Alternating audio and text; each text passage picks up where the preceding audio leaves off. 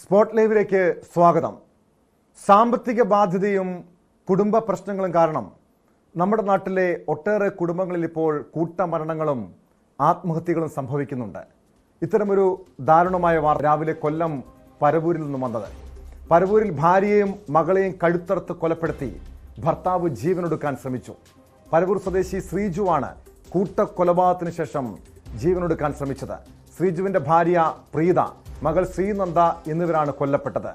മകൻ ശ്രീരാഗ് ഗുരുതരാവസ്ഥയിൽ കൊട്ടിയം ആശുപത്രിയിൽ ചികിത്സയിലാണ്. ഭാര്യയ്ക്കും മക്കൾക്കും വിഷം നൽകിയ ശേഷം കഴുത്തറക്കുകയായിരുന്നു.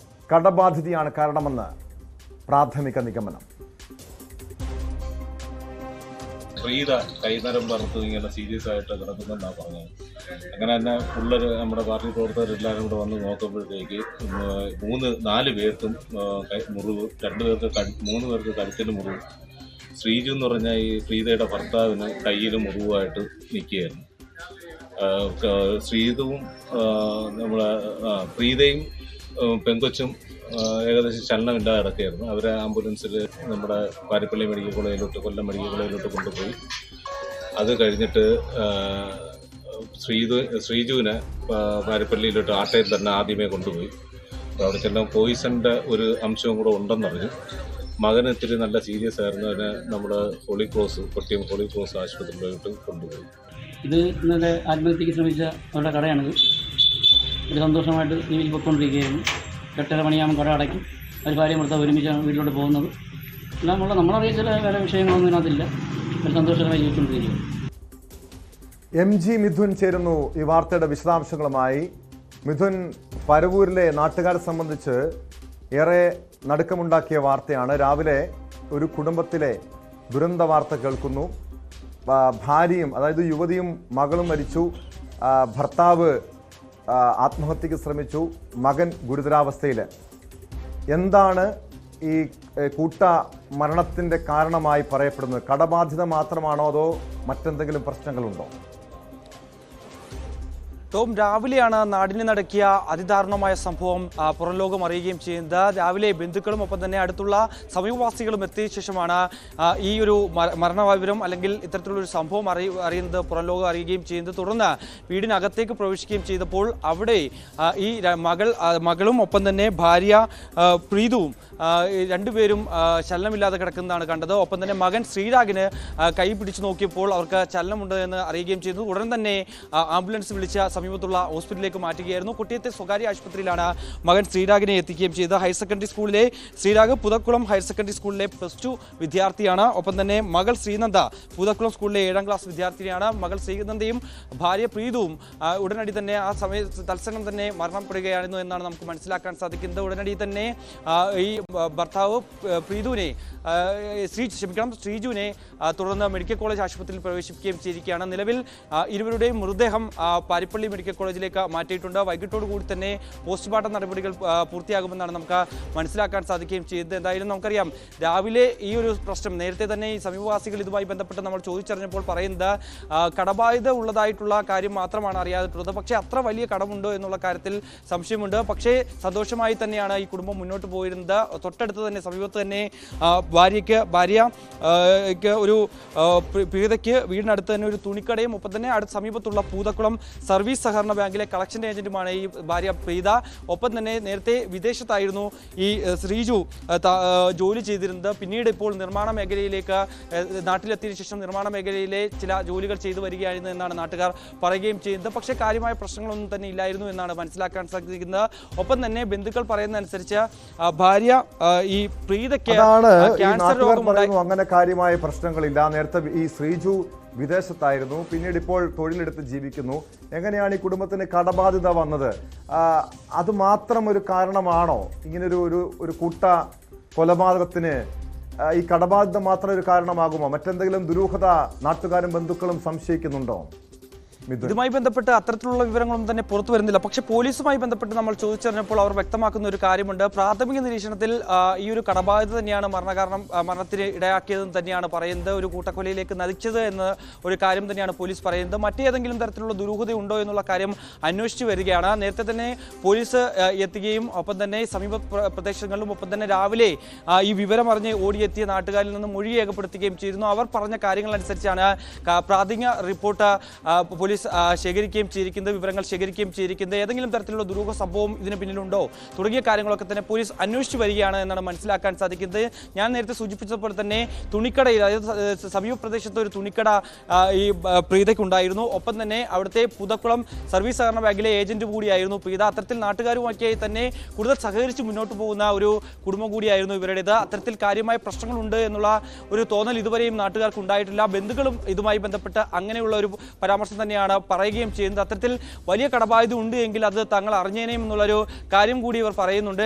ഏതെങ്കിലും തരത്തിൽ മറ്റേതെങ്കിലും വിഷയമുണ്ടോ, അതിൽ ഏതെങ്കിലും തരത്തിൽ അന്വേഷണം നടത്തേണ്ടതായിട്ടുണ്ടോ തുടങ്ങിയ കാര്യത്തിൽ പോലീസിനെ സമീപിച്ച് കൂടുതൽ തുടരന്വേഷണത്തിലേക്ക് പോകേണ്ട സാഹചര്യമുണ്ട് എന്നുള്ള കാര്യം കുടുംബാംഗങ്ങൾ പറയുകയും ചെയ്യുന്നുണ്ട്. എന്തായാലും നിലവിൽ കടബാധ്യതയാണ്. ഒപ്പം തന്നെ പ്രീതയ്ക്ക് ക്യാൻസർ രോഗം സ്ഥിരീകരിച്ചതുമായി ബന്ധപ്പെട്ടുള്ള ചില റിപ്പോർട്ടുകൾ പുറത്തു വരികയും ചെയ്തിട്ടുണ്ട്. അത്തരത്തിൽ അതിൽ മണങ്ങുകൊണ്ടാണോ ഇത്തരത്തിൽ ഒരു കൂട്ടക്കൊലയിലേക്ക് അല്ലെങ്കിൽ ഈ ഭാര്യയും ഒപ്പം തന്നെ മക്കളെയും കൊലപ്പെടുത്തിയ ശേഷം ആത്മഹത്യ ചെയ്യാനുള്ള തീരുമാനത്തിലേക്ക് അദ്ദേഹം എത്തിയതെന്നാണ് പ്രാഥമികമായി നമുക്ക് ലഭ്യമാകുന്ന വിവരം. എന്തായാലും വലിയ ദാരുണമായ സംഭവം തന്നെയാണ്. നേരത്തെ ടോം സൂചിപ്പിച്ചപ്പോൾ തന്നെ സമീപകാലത്തൊക്കെ തന്നെ ഈ കൊല്ലം ജില്ലയെ കേന്ദ്രീകരിച്ചും ഒപ്പം തന്നെ സമീപ ജില്ലകളിലെല്ലാം തന്നെ സംസ്ഥാനത്തുടനീളം തന്നെ ഇത്തരത്തിൽ കടബാധ്യതയെ തുടർന്ന് ആത്മഹത്യ ചെയ്യുന്നതും ഒപ്പം തന്നെ കുടുംബത്തെയും മക്കളെയും ഭാര്യയും കൊലപ്പെടുത്തിയ ശേഷം കുടുംബനാഥൻ ആത്മഹത്യ ചെയ്യുന്ന ഒരു പ്രവണത വർദ്ധിച്ചു വരുന്ന ഒരു സാഹചര്യം കൂടിയാണ് നിലവിൽ സംസ്ഥാനത്തുള്ളത്. അത്തരത്തിലുള്ള പല വാർത്തകളും തന്നെ നമ്മൾ റിപ്പോർട്ട് ചെയ്യുകയും ചെയ്തിട്ടുള്ളതാണ്. സമീപകാലത്തും കഴിഞ്ഞ 2 ദിവസങ്ങളിൽ പോലും തന്നെ ഒരു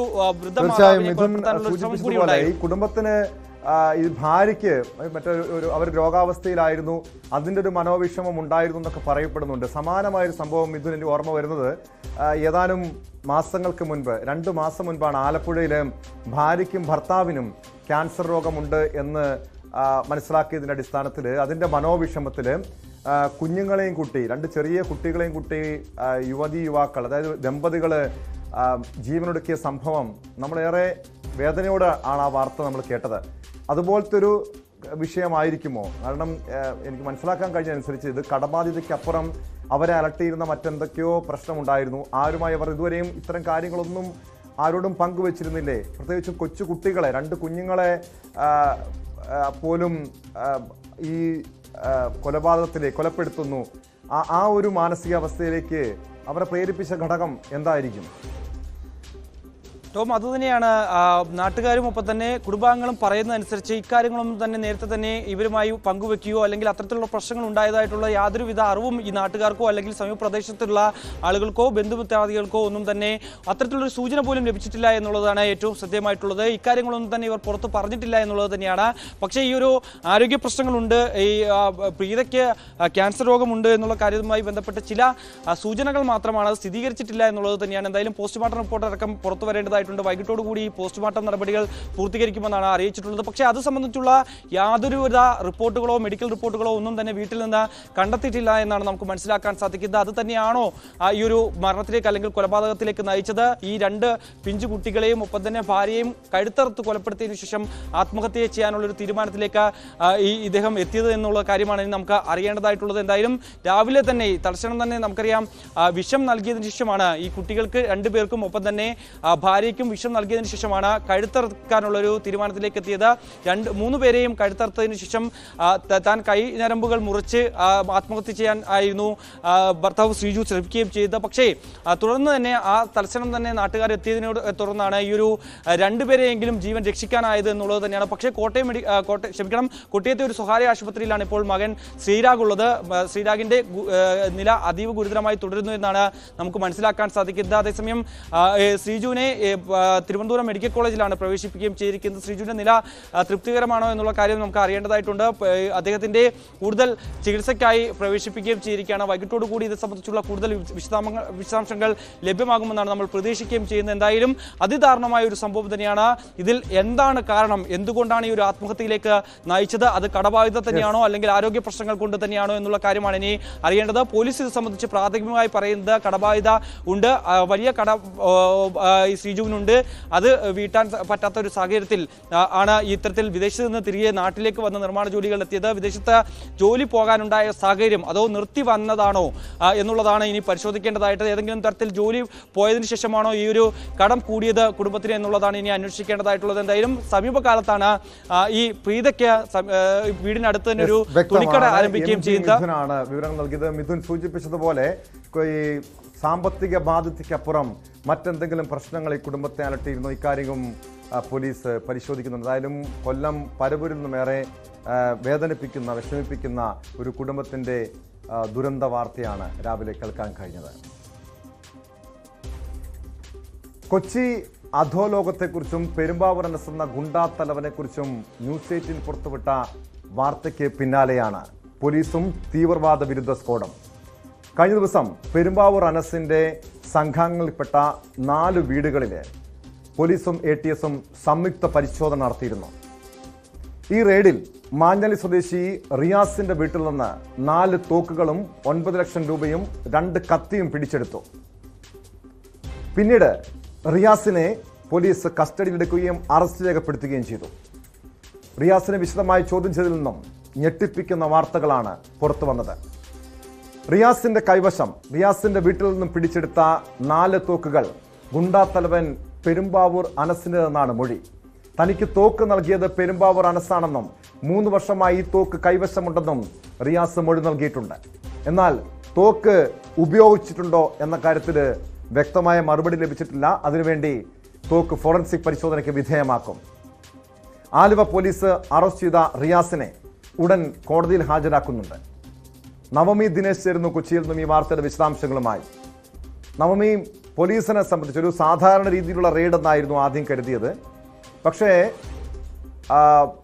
റിയാസ് എന്ന പെരുമ്പാവൂർ അനസിന്റെ സംഘാംഗത്തിൽപ്പെട്ട ഗുണ്ടെ കൊലക്കേസിലടക്കം പ്രതിയായിട്ടുള്ള റിയാസിനെ വിശദമായി ചോദ്യം ചെയ്തപ്പോൾ ഞെട്ടിപ്പിക്കുന്ന വിവരങ്ങൾ പുറത്തു വരുന്നു. 4 തോക്കുകൾ പോലീസ് അവിടെ നിന്നും റിയാസിന്റെ വീട്ടിൽ നിന്നും പിടിച്ചെടുത്ത 4 തോക്കുകൾ പെരുമ്പാവൂർ അനസിൻ്റെതെന്ന് മൊഴി നൽകിയിട്ടുണ്ട്. അങ്ങനെയെങ്കിൽ ഈ തോക്കുകൾ എങ്ങനെ ഇവിടെ എത്തി, അനസിന്റെ കൈവശം എത്തി? നിയമവിരുദ്ധമാണ്, ലൈസൻസ് ഇല്ലാത്ത തോക്കാണ്. ഇതിലേക്കായിരിക്കുമല്ലോ ഇനി പോലീസിന്റെയും ATSന്റെയും അടുത്ത അന്വേഷണം.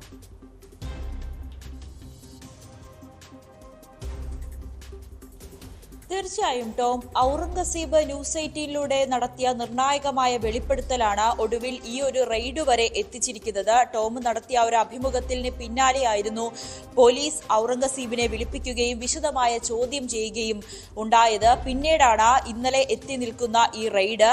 ഈ റെയ്ഡിൽ, അതായത് ഔറംഗസീബിന്റെ വെളിപ്പെടുത്തലിലാണ് പെരുമ്പാവൂർ അനസിനെ കുറിച്ചുള്ള ചില നിർണായക വിവരങ്ങൾ പോലീസിന് ലഭിക്കുന്നത്. ഇതിന് പിന്നാലെയാണ് ഔറംഗസീബിന്റെ അനുയായികളുടെ വീട്ടിൽ, അത് കേരളത്തിൽ മാത്രമല്ല തമിഴ്നാട്ടിലടക്കം പോലീസ് വ്യാപകമായുള്ള ഒരു റെയ്ഡ് നടത്തിയിരുന്നു. ഇതിൽ മാഞ്ഞാലിയിലുള്ള റിയാസിന്റെ വീട്ടിൽ നിന്ന് നടത്തിയ റെയ്ഡിലാണ് 2 എയർ പിസ്റ്റളുകളും 2 റിവോൾവറുകളും നിരവധി കത്തികളും പെല്ലറ്റുകളും അടക്കം ലഭിച്ചത്. ഏകദേശം 8,85,000 രൂപയും പോലീസ് ഈ ഒരു റെയ്ഡിൽ കണ്ടെത്തുകയും ചെയ്തു. ഈ റെയ്ഡിൽ ഈ ഒരു തോക്കുകൾ കണ്ടെത്തിയപ്പോഴാണ് പോലീസിന് ഈ ഒരു അന്വേഷണം നിസ്സാരമല്ല എന്നുള്ളൊരു നിഗമനത്തിൽ എത്തി നിൽക്കുന്നത്. ഇത് എന്തിനാണ് ഈ തോക്കുകൾ അടക്കം വീട്ടിൽ സൂക്ഷിക്കുന്നത് എന്നുള്ളൊരു സംശയം പോലീസിന് ഉണ്ടാകുകയും ചെയ്തു. പ്രധാനപ്പെട്ട കാര്യം, ഈ തോക്കുകൾക്ക് ലൈസൻസ് ഇല്ല. ഈ പണം മറ്റേതെങ്കിലും ആക്രമണത്തിന് ഉപയോഗിക്കാൻ വേണ്ടിയിട്ടാണോ സൂക്ഷിച്ചിരിക്കുന്നത് എന്ന അടക്കമുള്ള കാര്യങ്ങളിൽ പോലീസിന് സംശയം ഉണ്ടായിരുന്നു. എന്നാലും റിയാസിനെ വിശദമായി ചോദ്യം ചെയ്തപ്പോൾ ഇത് പെരുമ്പാവൂർ അനസ് നൽകിയ തോക്കാണെന്ന് വെളിപ്പെടുത്തൽ റിയാസ് നടത്തുകയും ചെയ്തു. ഈ തോക്കുകൾക്ക് ലൈസൻസ് ഇല്ല. ഇനി പോലീസിന്റെ അന്വേഷണം പെരുമ്പാവൂർ അനസിലേക്ക് തന്നെയാണെന്ന് നമുക്ക് ഉറപ്പിച്ച് പറയാൻ സാധിക്കും. കള്ള പാസ്പോർട്ട് എടുത്ത് റിയാസ് പെരുമ്പാവൂർ അനസ് ഇപ്പോൾ വിദേശത്താണ്. ഇവിടെ നിന്ന് മുങ്ങി എന്നുള്ളൊരു വാർത്ത കൂടിയാണ് പുറത്തു വരുന്നത്. എന്തായാലും ഈ പെരുമ്പാവൂർ അനസിന്റെ അനുയായികളുടെ വീട്ടിൽ ഇത്തരത്തിൽ റെയ്ഡ് ഉണ്ടെന്ന് അറിഞ്ഞിട്ട് പല അനുയായികളും ഒളിവിൽ പോയി എന്നുകൂടി പോലീസിന് അറിയാൻ കഴിയുന്നുണ്ട്. ഈ റിയാസിന്റെ വീട്ടിൽ മാത്രമല്ല, അതായത് നവമി, നിലവില് റിയാസ് കസ്റ്റഡിയിലുണ്ട്. റിയാസിനെ വിശദമായി ചോദ്യം ചെയ്യണം. ഈ അനസിനൊപ്പം ഈ സംഘാംഗത്തില് ആരൊക്കെയാണുള്ളത്, ഈ തോക്കിന്റെ ഉറവിടം, ഇക്കാര്യങ്ങളാണ് പ്രധാനമായും കണ്ടെത്തേണ്ടത്. നേരത്തെ നവമി സൂചിപ്പിച്ചതുപോലെ പെരുമ്പാവൂർ അനസിനെ നാട്ടിലെത്തിച്ച് വിശദമായി ചോദ്യം ചെയ്താൽ മാത്രമേ ഇത്തരം രാജ്യവിരുദ്ധ പ്രവർത്തനങ്ങളിൽ ഏർപ്പെട്ടിട്ടുണ്ടോ, തോക്ക് നിയമവിരുദ്ധമായി തോക്ക് എത്തിച്ചതിന്റെ ഉറവിടം അടക്കം കണ്ടെത്താൻ കഴിയുകയുള്ളൂ. ആ രീതിയിലുള്ളൊരു നീക്കത്തിലേക്ക് പോലീസ് ഉടൻ തന്നെ കടക്കുമോ, അതോ കൂടുതൽ ആളുകളെ ചോദ്യം ചെയ്ത ശേഷം മാത്രമായിരിക്കുമോ പെരുമ്പാവൂർ അനസ് എന്ന ഗുണ്ടാ തലവനിലേക്കുള്ള അന്വേഷണം?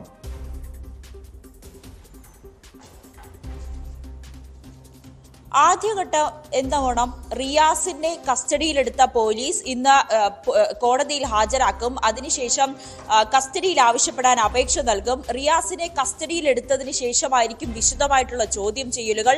റിയാസിന്റെ മറ്റനുയായികൾ ആരൊക്കെയാണ്, ഇതിനു മുൻപ് വധശ്രമ കേസിൽ ഉൾപ്പെടെ പ്രതിയായിട്ടുള്ള ഒരു വ്യക്തി കൂടിയാണ് റിയാസ്. മറ്റേതൊക്കെ ആക്രമണങ്ങൾ ഇവർ ആസൂത്രണം ചെയ്തിട്ടുണ്ട്, ഇനി ഏതെങ്കിലും തരത്തിലുള്ള ഒരു ആക്രമണത്തിന് ഇവർ ആസൂത്രണം ചെയ്തിട്ടുണ്ടോ, ഒപ്പം ഈ പിടിച്ചെടുത്ത തോക്കുകൾ അതെവിടെയാണ് ഉപയോഗിക്കപ്പെട്ടിട്ടുള്ളത്, ഇത് ഒരു പരിശോധനയ്ക്ക്, ഫോറൻസിക് പരിശോധനയ്ക്ക് അടക്കം ഈ തോക്കുകൾ അയക്കാനാണ് പോലീസിന്റെ നീക്കം. ഇത് എവിടെയെങ്കിലും ഉപയോഗിച്ചിട്ടുണ്ടോ, ഇതിൽ ഉണ്ടായിരുന്ന തെളിവുകൾ എല്ലാം കൃത്യമായി തന്നെ പോലീസിന്റെ കയ്യിലുണ്ട്. ഇതിനുമായി ബന്ധപ്പെട്ട് കൂടുതൽ പരിശോധനയാണ് പോലീസിന്റെ ഭാഗത്തു നിന്നും ഉണ്ടാകുന്നത്.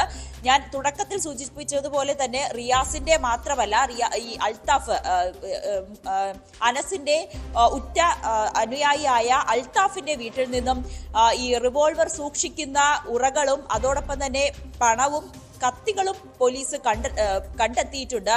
ഇതൊക്കെ എന്തിനാണ് ഇവർ ഉപയോഗിച്ചിരിക്കുന്നത്, ഇതിനു മുൻപ് എവിടെയാണ് ഇവർ ഉപയോഗിച്ചതെന്ന് അടക്കമുള്ള കാര്യങ്ങൾ പോലീസ് പരിശോധിക്കുന്നുണ്ട്. കേരളത്തിൽ മാത്രമല്ല തമിഴ്നാട്ടിലും പോലീസിന്റെ അന്വേഷണം തീർച്ചയായും അതാണ് പ്രധാനമായും പരിശോധിക്കേണ്ടത്. പ്രത്യേകിച്ചും ഈ റിയാസ് ഒരു കൊടും ക്രിമിനലാണ്, മുബാറക്ക് വധക്കേസിലെ പ്രതിയാണ്, 7ഓളം ക്രിമിനൽ കേസുകൾ ഉൾപ്പെട്ടിട്ടുള്ള വ്യക്തിയാണ് റിയാസ് എന്ന കൃത്യമായ വിവരങ്ങൾ ഇന്നലെ തന്നെ പോലീസ് പുറത്തുവിട്ടിരുന്നു. അങ്ങനെയെങ്കിൽ ഈ മുബാറക്കിനെ കൊലപ്പെടുത്തിയ കേസടക്കം വീണ്ടും കൂടുതൽ പരിശോധിക്കേണ്ടതല്ലേ? അതിന് പെരുമ്പാവൂർ അനസിന് പങ്കുണ്ടോ? എത്രത്തോളം ആളുകൾ ചേർന്നുള്ള ആസൂത്രിതമായ കൊലപാതകമാണ്? മറ്റ് കൊട്ടേഷൻ പ്രവർത്തനങ്ങൾ, അതിൽ ഈ തോക്കുകൾ ഉപയോഗിച്ചിട്ടുണ്ടോ? അക്കാര്യങ്ങളൊക്കെ പരിശോധിക്കേണ്ടതല്ലേ നവമി? തീർച്ചയായും ടോം, പോലീസ് ആ ഒരു അന്വേഷണത്തിലേക്ക് തന്നെയാണ് പോകുന്നത്. ഈ മുബാറക്ക് വധശ്രമ കേസിൽ റിയാസിന്റെ പങ്ക് അത് വ്യക്തമാണ്. അതുകൊണ്ട് തന്നെ റിയാസിന് മാത്രം ഈ അനസിന്റെ നിർദ്ദേശപ്രകാരമാണോ ഇത്തരത്തിലൊരു കൊലപാതകം, അനസിന്റെ നിർദ്ദേശപ്രകാരം മറ്റേതെങ്കിലും തരത്തിലുള്ള ഒരു കൊലപാതകം ഇവർ നടത്തിയിട്ടുണ്ടോ? ഒപ്പം തന്നെ അനസിന്റെ തന്നെ മറ്റ് അനുയായികളിലേക്കും അന്വേഷണം കേന്ദ്രീകരിക്കുന്നുണ്ട്. പലരും ഒളിവിൽ പോയി എന്നുള്ളൊരു വിവരം കൂടി പോലീസിന് ലഭിക്കുന്നുണ്ട്. എങ്കിൽ പോലും കൃത്യമായിട്ടുള്ള ഒരു അന്വേഷണത്തിലേക്ക് തന്നെയാണ് പോലീസ് കടക്കുന്നത്. തമിഴ്നാട്ടിൽ, അതായത് ഈ അനസിന്റെ ഉറ്റ അനുയായികളായ പലർ തമിഴ്നാട്ടിലുള്ളവരുടെയൊക്കെ വീടുകളിലും സ്ഥാപനങ്ങളിലും റിസോർട്ടുകളിലും പോലീസ് ഇതിനോടകം തന്നെ പരിശോധന നടത്തി കഴിഞ്ഞു. അത് തമിഴ്നാട് പോലീസിന്റെയും ബോംബ് സ്ക്വാഡിന്റെ ഒക്കെ സഹായത്തോടു കൂടിയാണ് ഇവർ അവിടെ പരിശോധന നടത്തിയത്. അതോടൊപ്പം തന്നെ അനസ് താമസിച്ചിരുന്ന വയനാട്ടിലെ ഒരു റിസോർട്ടിന് പുറകിൽ തോക്കുകൾ കുഴിച്ചിട്ടിട്ടുണ്ട് എന്നുള്ളൊരു വാർത്ത കൂടി പോലീസിന് ലഭിക്കുന്ന ഒരു സാഹചര്യമുണ്ടായി. ഇതിന്റെ അടിസ്ഥാനത്തിൽ ഇവിടെ എത്തി അടക്കമുള്ള പരിശോധന പോലീസ് ഇതിനോടകം തന്നെ നടത്തിയിട്ടുണ്ട്. എന്തായാലും വരും ദിവസങ്ങളിലും പെരുമ്പാവൂർ അനസിന്റെ അനുയായികളെ കേന്ദ്രീകരിച്ചിട്ടുള്ള ഒരു അന്വേഷണം, ഇവരുടെ വീടുകളിൽ റെയ്ഡ്, ഇത് തുടരാൻ തന്നെയാണ് പോലീസിന്റെ തീരുമാനം. തുടക്കത്തിൽ ഈ ഔറംഗസീബിന്റെ വെളിപ്പെടുത്തലും പിന്നീടുള്ള ഒരു അന്വേഷണത്തിലുമൊക്കെ പോലീസ് ചെറിയ രീതിയിലുള്ള ഒരു അന്വേഷണത്തിൽ ഉഴപ്പ് കാണിച്ചിട്ടുണ്ടെങ്കിലും ഇന്നലെ നടത്തിയ വ്യാപകമായ റെയ്ഡുകളിൽ അതിൽ റിയാസിന്റെ വീടിലടക്കം നടത്തിയ റെയ്ഡുകളിൽ നിന്നൊക്കെ പോലീസിന് മനസ്സിലാകുന്നത് ഇത്തരത്തിൽ തോക്കുകളും പണവും കണ്ടെത്തിയപ്പോൾ പോലീസിന് ആശങ്ക കൂടുകയാണ്. ഈ തോക്കുകൾ എവിടെയാണ് ഉപയോഗിച്ചിട്ടുള്ളത്? ഇതിനു മുൻപും എറണാകുളം ജില്ലയിൽ പലയിടത്തും ഈ തോക്ക് വെടിവയ്പും ഈ ബ്യൂട്ടി പാർലർ വെടിവയ്പും അടക്കമുള്ള കാര്യങ്ങളൊക്കെ പോലീസിന് വിവരമുള്ളതാണ്. പോലീസ് ഇത് അന്വേഷിക്കുന്ന ഒരു സംഭവം കൂടിയാണ്. ഇതിന്റെ അടിസ്ഥാനത്തിൽ ഈ പെരുമ്പാവൂർ അനസിന് ഈ കേസുകളുമായി ബന്ധമുണ്ടോ, ഈ തോക്കുകൾ എവിടെയൊക്കെയാണ് ഉപയോഗിച്ചത് എന്നടക്കമുള്ള കാര്യങ്ങളാണ് പോലീസ് ഇനി പരിശോധിക്കാനുള്ളത്. എന്തായാലും ഇന്ന് റിയാസിനെ തീർച്ചയായും നവമി സൂചിപ്പിച്ചതുപോലെ ഔറംഗസേബിന്റെ വെളിപ്പെടുത്തൽ, ന്യൂസ് 8 നൽകിയ അഭിമുഖത്തിലെ വെളിപ്പെടുത്തൽ, അതിന് പിന്നാലെയായിരുന്നു ATS തുടക്കത്തിൽ തന്നെ കേസ് രജിസ്റ്റർ ചെയ്തു, ഔറംഗസേബിനെ ചോദ്യം ചെയ്തു. പല പ്രധാനപ്പെട്ട കേസുകളുമായി ബന്ധപ്പെട്ട സ്വർണ്ണക്കടത്ത്, സ്വർണം പൊട്ടിക്കൽ ഉൾപ്പെടെയുള്ള കേസുകളെ കുറിച്ചുള്ള വിവരങ്ങളൊക്കെ പങ്കുവച്ചതാണ്. കോഴിക്കോട് കൊടുവള്ളി കേന്ദ്രീകരിച്ച് നടന്നിട്ടുള്ള വാഹനാപകടം, അതിൽ 5 യുവാക്കൾ മരണപ്പെട്ട കേസ്, വയനാട് ജില്ലയും കോഴിക്കോട് ജില്ലയിലും കേന്ദ്രീകരിച്ച് നിരവധി യുവാക്കൾ തട്ടിക്കൊണ്ടുപോയ കേസ്, കൊട്ടേഷൻ പ്രവർത്തനങ്ങൾ, ഈ കേസുകളിലെല്ലാം പെരുമ്പാവൂർ അനസിന് ബന്ധമുണ്ട്, അനസിന്റെ സംഘങ്ങൾക്ക് ബന്ധമുണ്ടെന്ന് ഔറംഗസേബ് തുറന്നു പറഞ്ഞിരുന്നു. സ്വാഭാവികമായും ഇനി അടുത്ത നീക്കം ഇത്തരം കേസുകളിലേക്ക്, ഈ കേസുകളുമായി ബന്ധപ്പെട്ട അനസിന്റെ ബന്ധങ്ങളിലേക്കൊക്കെ ATSന്റെയും പോലീസിന്റെയും അന്വേഷണം നീങ്ങാനുള്ള സാധ്യതയില്ലേ?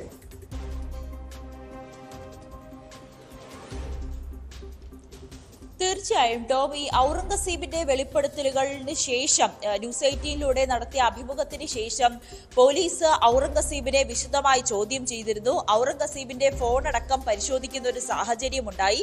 ഇതിൽ നിന്നൊക്കെ പെരുമ്പാവൂർ അനസിന്റെ കൂടുതൽ വിവരങ്ങൾ, ഈ പെരുമ്പാവൂർ അനസിനെയും അനസിന്റെ കൂട്ടാളികളെയും കുറിച്ചുള്ള കൂടുതൽ വിവരങ്ങൾ കിട്ടുമോ എന്ന അടക്കമുള്ള കാര്യങ്ങൾ പോലീസ് പരിശോധിച്ചിരുന്നു. ഇതിന് പിന്നാലെയാണ് ഔറംഗസീബിന്റെ അനുയായികളെ കേന്ദ്രീകരിച്ചിട്ടുള്ള ഒരു അന്വേഷണം.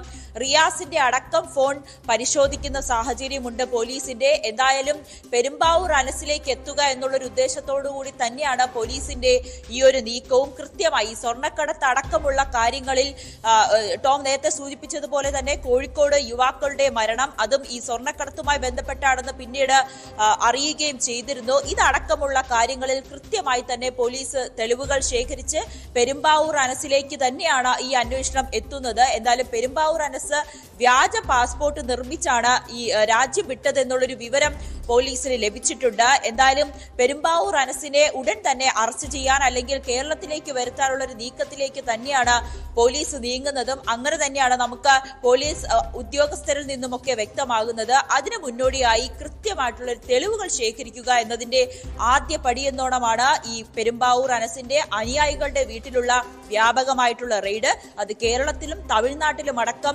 വ്യാപകമായിട്ടുള്ള ഒരു റെയ്ഡാണ് പോലീസ് നടത്തുന്നത്. വടിവാളും തോക്കുകളും പെല്ലറ്റുകൾ അടക്കം പോലീസ് പിടികൂടിയിട്ടുണ്ട്. അതോടൊപ്പം പണവും കണ്ടെത്തിയിട്ടുണ്ട്. റിയാസിന്റെ വീട്ടിൽ നിന്നും 8 ലക്ഷത്തിൽ കൂടുതൽ പണം കണ്ടെത്തിയിട്ടുണ്ട്. അത് പോലീസ് റിയാസിനോട് ചോദിച്ചപ്പോൾ റിയാസിന്റെ മറുപടി ഒരു സ്ഥാപനം, ഒരു കട തുടങ്ങുന്നതിന് വേണ്ടിയിട്ടുള്ള ഒരു പണം എന്നാണ്. പക്ഷെ ഇത് പോലീസ് വിശ്വാസത്തിൽ എടുത്തിട്ടില്ല. ഇനി ഏതെങ്കിലും തരത്തിലുള്ള ഒരു ആക്രമണത്തിന് വേണ്ടിയിട്ടാണോ, അതിൽ അത്തരത്തിലുള്ള ഒരു ആസൂത്രണം ഇവർ ചെയ്യുന്നുണ്ടോ, പെരുമ്പാവൂർ അനസുമായി ഇപ്പോഴും ഇവർ ബന്ധപ്പെടുന്നുണ്ടോ, ഏതെങ്കിലും തരത്തിൽ കേരളത്തിൽ സ്വർണ്ണക്കടത്തുമായിക്കോട്ടെ അല്ലെങ്കിൽ ഇത്തരത്തിൽ കൊലപാതകവുമായി ബന്ധപ്പെട്ട ഏതെങ്കിലും തരത്തിലുള്ളൊരു ക്രൈം ഇവർ പ്ലാൻ ചെയ്യുന്നുണ്ടോ എന്നടക്കമുള്ള കാര്യങ്ങളും പോലീസ് പരിശോധിക്കുന്നുണ്ട്. ഈ പെരുമ്പാവൂർ അനസിന്റെ അനുയായികൾ ഒളിവിൽ പോയി എന്നുള്ളൊരു വിവരം കൂടി പോലീസിന് ലഭിക്കുന്നുണ്ട്. എന്തായാലും പോലീസ് പെരുമ്പാവൂർ അനസിലേക്ക് എത്തുന്നതിന് വേണ്ടിയിട്ടുള്ള കൃത്യമായിട്ടുള്ള ഒരു തെളിവ് ശേഖരണത്തിന്റെ ആദ്യഘട്ടം എന്നോണം തന്നെയാണ് റിയാസിന്റെയും അൽത്താഫിന്റെയും അടക്കമുള്ള വീടുകളിലെയും റിസോർട്ടുകളിലും തമിഴ്നാടുകളിലെ ഇവരുടെ സുഹൃത്തുക്കളുടെ വീടുകളിലും റിസോർട്ടുകളിലും സ്ഥാപനങ്ങളിലും അടക്കമുള്ള ഈ റെയ്ഡ്. വ്യക്തമാണ്. കൊച്ചിയിൽ നിന്ന് നവമി ദിനേശാണ് വിവരങ്ങൾ നൽകിയത്. നവമി സൂചിപ്പിച്ചതുപോലെ പെരുമ്പാവൂർ അനസിന്റെ സംഘാംഗങ്ങളുടെ വീടുകളിൽ നിന്നും തോക്കും പണവും പിടിച്ചെടുത്തിട്ടുണ്ട്. അടുത്ത അനസിലേക്കായിരിക്കും നീക്കം. പക്ഷേ അനസ് ഇപ്പോഴും ഒളി സങ്കേതത്തിൽ നിന്ന് വിദേശ രാജ്യങ്ങളിൽ നിന്ന് കാര്യങ്ങൾ നിയന്ത്രിക്കുന്നുവെന്ന വിവരങ്ങളാണ് പുറത്തു വരുന്നത്. ആ രീതിയിലുള്ള അന്വേഷണവും പോലീസ് നടത്തുന്നുണ്ട്. നിരവധി ഇടപാടുകൾ നേരത്തെ തന്നെ നമ്മൾ ന്യൂസ് 18 പുറത്തുവിട്ട വാർത്തയിൽ അനസിന്റെ സിനിമാ ബന്ധം, രാഷ്ട്രീയ ബന്ധം, സ്വർണം പൊട്ടിക്കൽ, സ്വർണ്ണക്കടത്ത് ഉൾപ്പെടെയുള്ള കേസുകളുമായി ബന്ധപ്പെട്ട ഇടപാടുകളടക്കം നമ്മൾ പുറത്തുവിട്ടിരുന്നു. ഈ കാര്യങ്ങളും പോലീസും ATSും അന്വേഷിക്കേണ്ടതാണ്. കാരണം രാജ്യവിരുദ്ധമായിട്ടുള്ള പല പ്രവർത്തനങ്ങളും പല ഇടപാടുകളും ഈ കൊച്ചിയിലെ അധോലോകവുമായി ബന്ധപ്പെട്ട കൊച്ചിയിലെ അധോലോക സംഘങ്ങൾ നടത്തുന്നുണ്ട് എന്ന വിവരങ്ങൾ നമ്മൾ പുറത്തുവിട്ടിരുന്നു. സ്വാഭാവികമായും വരും ദിവസങ്ങളിൽ ആ കേസുമായി ബന്ധപ്പെട്ട അന്വേഷണങ്ങളിലേക്കും പോലീസും ATS കടക്കുമെന്ന് പ്രതീക്ഷിക്കാം. സ്പോട്ട് ലൈവിലേക്ക് തിരികെ എത്താം ഇടവേള കഴിഞ്ഞ്.